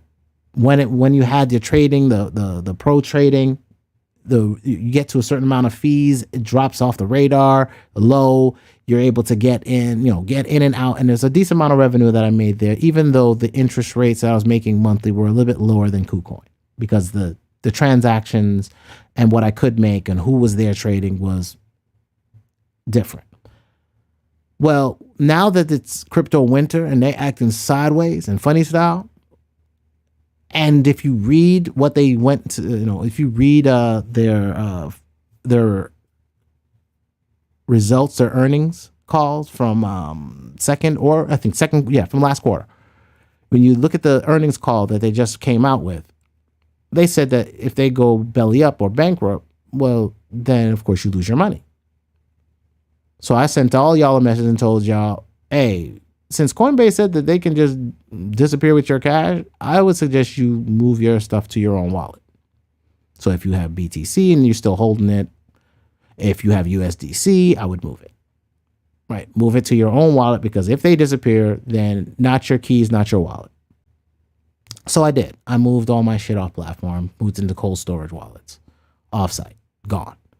So now I'm not going to worry about it no more.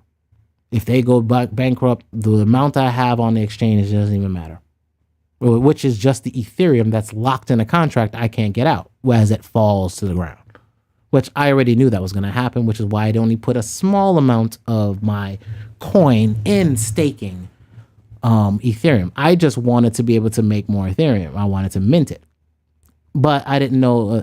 I thought they were going to, of course, get their version 2 out. I should have known this is Ethereum. We've been waiting on this forever. So it is what it is. I've made revenue elsewhere with the shorts. So that leads me to the shorts. I am out of my shorts as far as my KuCoin Bitcoin shorts. I am now officially out of. Not for any negative thing. I saw a profit window that netted a decent amount of cash flow. I cannot discuss what that is, but let's just say it was a decent amount. And I cashed it out because it's tied to Tether. And I was like, you know what? With all the shakiness and all the stable coins going down, I didn't want to take a risk at where it was right now for that price point.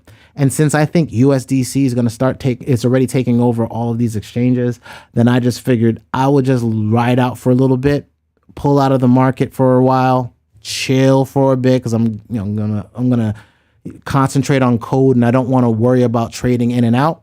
And as I'm concentrating on code and as I'm concentrating on music, I'm not focused on the market, so I don't want to watch the day-to-day swings for a minute. As I'm building the back end to be able to have a system that watches for those swings. So rather than me doing it, I'm building the system to be able to do what I'm doing and give alerts to the Toxic Hustle Plus members, the newsletter members, to let them know when is what our trading signals. So when I'm getting in, when I'm getting out, and also all of the Bitcoin, all of the boom, boom, boom, boom, boom, boom. Stock data. I need this. Open a new tab, and I'll need the Bitcoin one. Open a new tab. All right. So for all of this,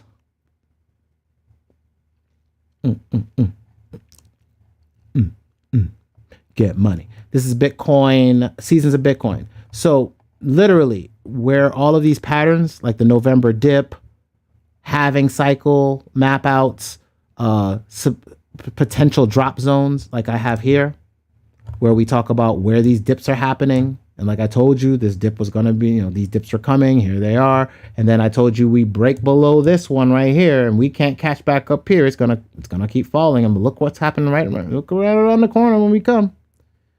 We've got these coming, and then that November dip is right around the corner, which again, so all of this, while I'm working on music, I want to know when we're closer to this.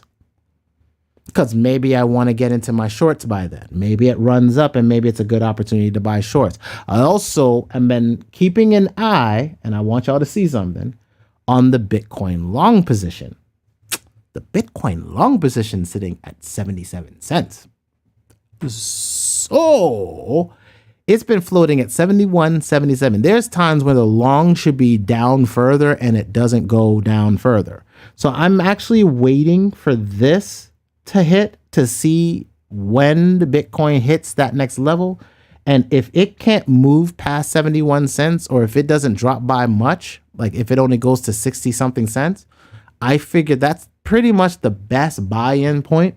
And I'm going to start buying Bitcoin longs and hold them until the halving cycle surges the other direction. Because these longs at one point in time were pretty damn good. You can see here where they used to be. I won't even count up here because that's crazy. But right here, $300. The longs used to be, and they collapsed. This is all, of course, money was printed in the system. Money found its way in here. It's speculation. It crashed. That's not what the actual price is. But what I'm doing is I'm watching the Bitcoin short price right now because it was at one time 99 cents. So what I'm doing now is saying, now that we had a low, it started low and it's come up, and this is pretty much it's going and it's, pretty much. Let me go to weekly. Let's drag it down. Let's go actually to daily. Right? So $4, right? Top. So if this, once Bitcoin continues to go where it's going, if this continues to go up, wherever this height ends up hitting will probably be where the max value is for how much these shorts are actually turning in with cash flow in and out as far as volatility and liquidity. So if we're dealing with liquidity, people still want to speculate still want to bid. And these have been really good for me. So like I said, I'm waiting to see where the longs go because the longs are kind of cheap. And I'm waiting waiting for the next Bitcoin break because, like I said, Bitcoin is getting ready to do its next stupid move downwards right here. So wherever that goes, I'm going to keep an eye right here, and then I'm going to start scarfing up Bitcoin longs for the long haul for the halving cycle. And then I'm going to start trading the longs and trading the shorts because we have these. The short should still go up, especially right before November. So I'm thinking about a summer rally might come around the mountain when it comes, like right around here. Like we'll have a quick little summer rally. So that's why I'm just kind of out of my shorts for a second. But I'm thinking about grabbing up these long positions right now, getting in on them, and then moving into grabbing some short positions as well, so I can trade in and out of both sides of the pairs, the long side of the pair and the short side of the pair. And I'm only going to stick to the Bitcoin short and long. I'm not getting any of the other weirdo altcoins. This will be my only weirdo altcoin, is the Bitcoin short, long and short position. That's it. So for the rest of crypto winter, I'm only focusing on the Bitcoin long and short position. That's it. Because through crypto winter, I'm pretty much only focused on Bitcoin's play because Bitcoin controls the market. It has the dominance. So it controls all tides. So as it's pulling everybody down, I'm expecting the shorts to do something, but I just need to see where the swing is going to be. So again, I'm going to have the system kind of map out these swings for this for Toxic Hustle Plus, so that way it's an automated way to kind of get an alert. Hey, you got a dip zone coming. Or, hey, you've got a halving cycle coming and get ready for a pump. So those are just the things that the system will be able to help with. As well as, boom, boom, boom, boom, boom. Boom, boom. Hold on. Where is my data? Hold on. Where's my data, man? There it is. Also, I will be, as I did with Toxic Hustle Pro, which is coming, I want to say I will start third quarter with this. Toxic Hustle Plus has to come out first, and then Toxic Hustle Pro will come out. But Toxic Hustle Pro is me getting everything ready for like the studio config, like what am I using inside the studio? I'm still building it out now. And what plugins I'm using. Also, Toxic Research, everything that I'm going to be setting up, like how you set your Toxic Research Digital Media Business 101. Basically, everything we talked about with CD Baby, but it's me mapping out exactly how you set up your stuff on the back end for your music. And where you concentrate on distribution and some tips onto how to get utility out of your products. And then the media newsroom is literally going to be what's going on from what's the news side of things, all in one location. So all the business stuff, the music stuff, the marketing stuff, the stuff that's in Toxic Hustle Plus will all be inside Toxic Hustle Pro as well. So literally, you don't need both. If you get Toxic Hustle Pro, which would be a little bit more, it will have Toxic Hustle Plus as a part of it. So Toxic Hustle Plus is just for people that just are going to want just financial stuff and they don't want the music side of stuff. So this way, Toxic Hustle Business can still give them what they need.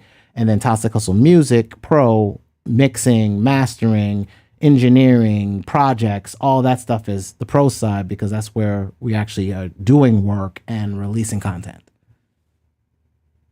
No, the biggest thing is, how do we manage work, release content? How do you get work out to people? And then, of course, we have our clients that we're working with. So again, all of this is going out. As I showed you, it is big right now to just start focusing on what do you want to make and manufacture. Like, again, people have cashed out. Investors have cashed out. People have cash flow. Now, it's not everybody, and it's going to be a lot of pain through this transition, but a lot of this transition is because we've been relying on jobs to give us jobs. It's painful, but you can still go to Fiverr and you can still go get your own work. You can still go on social media, right? You can still go on Instagram and get your own clients and still get paid to Cash App. You can still create a YouTube channel and you can still do the same thing. You can still go to Twitter and you can do the same thing. You can still go to whatever social, whatever, and still get instant access to people who can give something to you or buy something from you that goes to a card, i.e. Visa, MasterCard type beats, and you can swipe and eat. Because it's like this. Take what you need to live. You got to start coming up with your numbers. The biggest thing I did through right before the 2001 collapse, the first thing I did is said, how much do I need to make per year? And I said I wanted to make $50,000 a year. Well, then you got to break that down. Right? And break that down. Now, the beautiful thing is Google can do all this stuff for you now. All you gotta say is 1,000 a year equals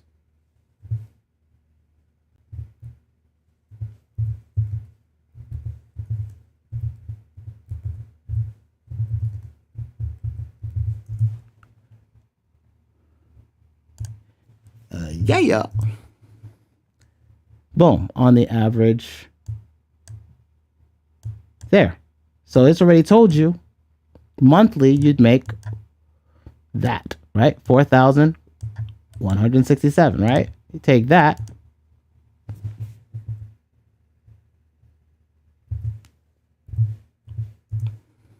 Divide that by 4, that's how much you got to make a week.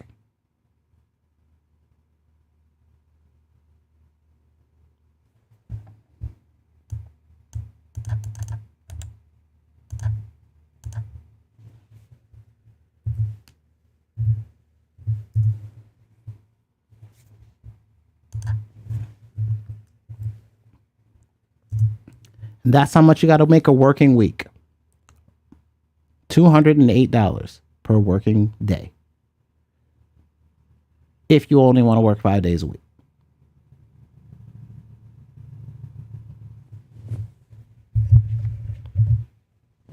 What I want you to see is you've got to start breaking down your numbers. How do you get that per day? Or how do you get that per week? Or how do you get that per month?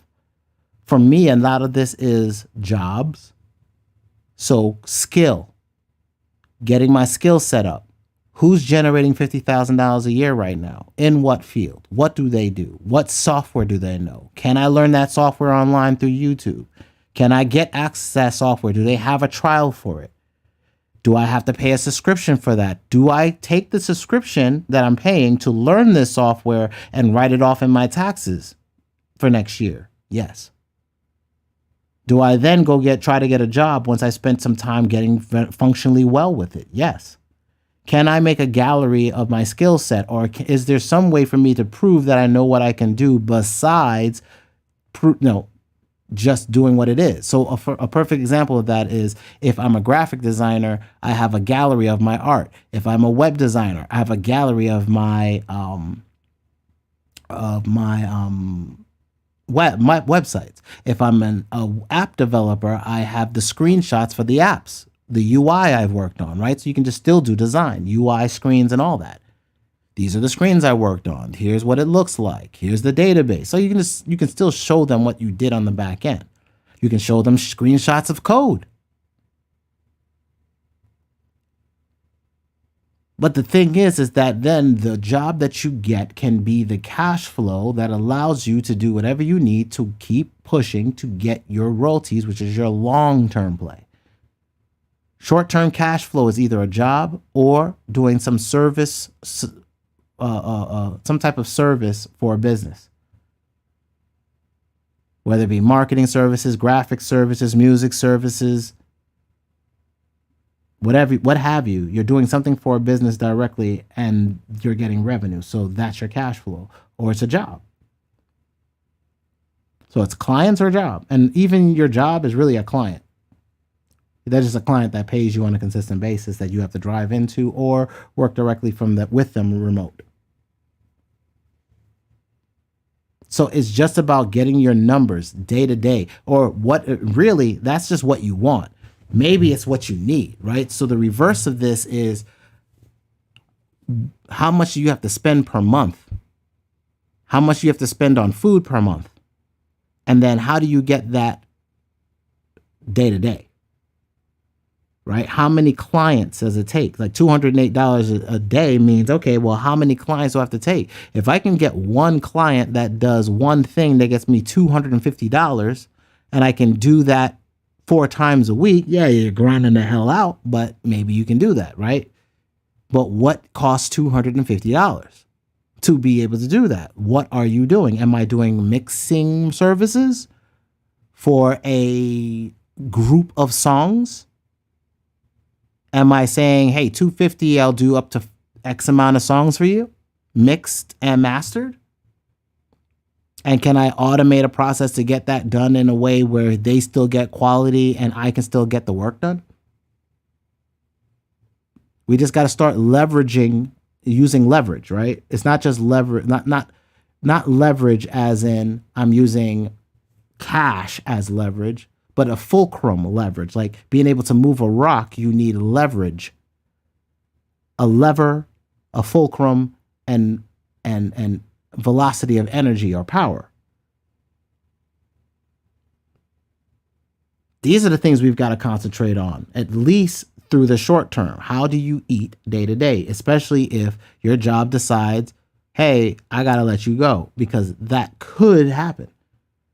Are you prepared in case you lose your job? How long do you have disposable income? How fast can you get on clients? How fast do you have, like, if you put your resume out right now, is it still in a hot industry for a hot hand, right? Are you still in a hot industry? That's the biggest thing. And for me, media just makes more sense because everybody's going to need it. And again, it gives you a pivot to be able to do services for smaller businesses who don't have the expenditures to hire somebody on staff 24/7 or 5 days a week. So can I take on a marketing client and say, hey, I'll do your entire thing. This is how much I charge a day. If you want me, how many days do you want me for? I charge $250.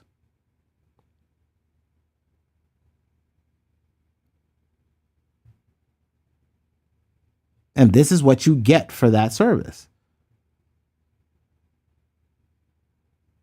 Now, what if I had 30 clients? And what if I only charge my clients, instead of $208 per client or $250 per client every single day, what if I had 30 clients that gave me $250 a day?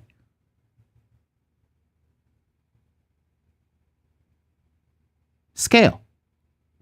I now don't need that one client to just make that revenue. Now I can say for 30 days, I will manage your software or your social profiles as such, give you content as such, and then we will plan what your marketing is going to be in advance. And then we roll out an automated marketing schedule for that client, and it rolls out and they get their marketing on their social media profiles, and boom, now it's 30 clients. See what I'm saying? So that's what you got to look at. Can you get 30 clients that'll give you $250 a month to maintain their profiles? You just got to think different. But I've got to go feed my doggies. So I'm going to get up out of here. Y'all, I appreciate y'all chilling with me and appreciate y'all listening to the ramblings of a madman as he tries to navigate these crazy waters. I'm hopeful that anything that I've told y'all today is beneficial.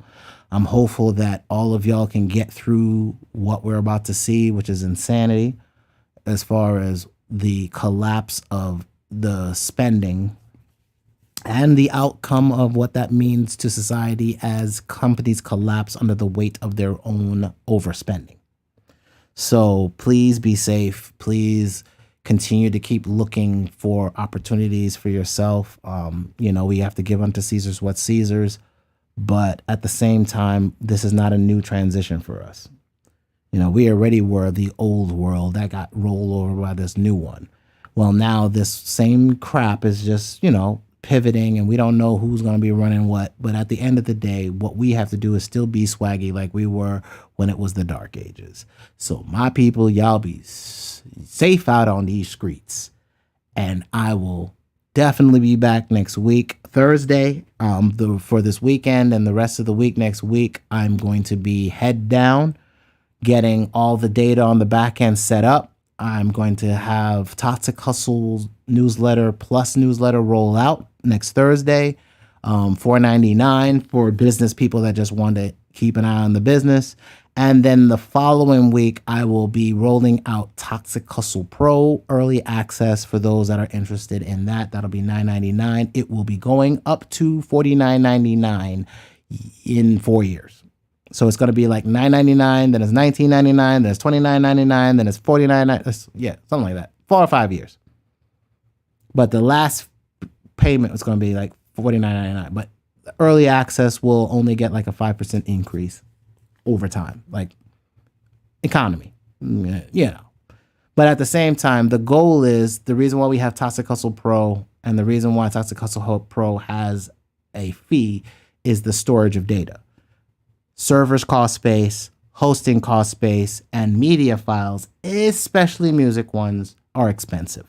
So, zipping them and storing them and then being able to retrieve them, that means cold storage as well as hot storage. So there's expense to all that. Plus, we have to have a margin of cash flow for just being able to be functional.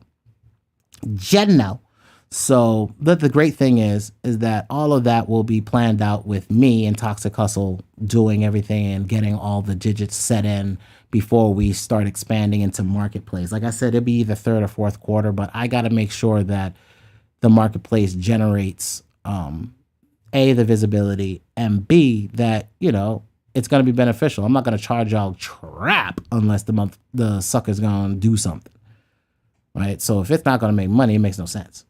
So I'm going to make sure that, Toxic Hustle is able to do what it needs to do. It gets me, Tragic, the visibility necessary.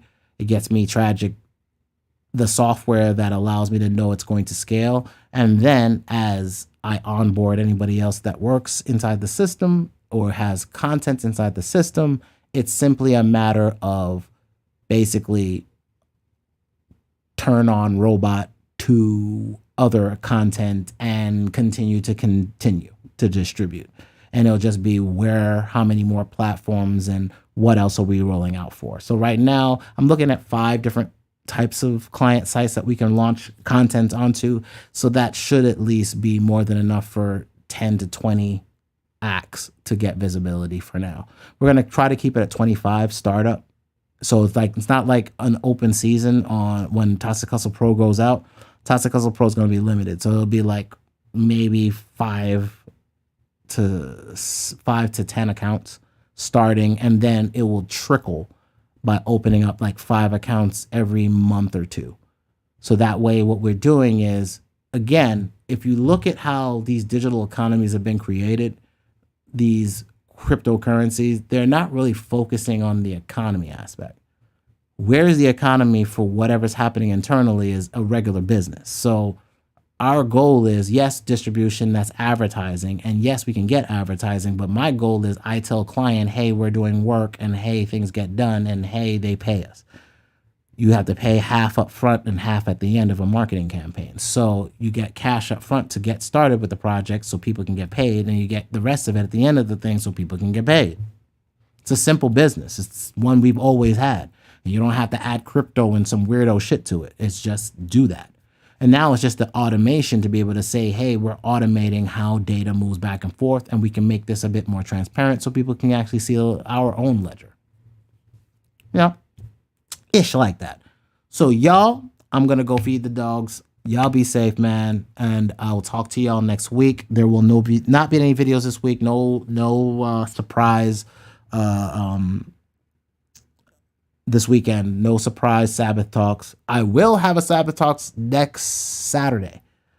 Not this Saturday this week, but the next Saturday. There are some things that are popping up that are like real crazy. And I want y'all to see some of this crazy stuff, like on another level type crazy, like interdimensional type crazy-ish. But I have to save that for another time. Got to concentrate on the cash flow and the coding. So y'all be safe. Y'all get ready. Y'all get strong. Keep strong. And I'm going to holler at y'all. Peace out.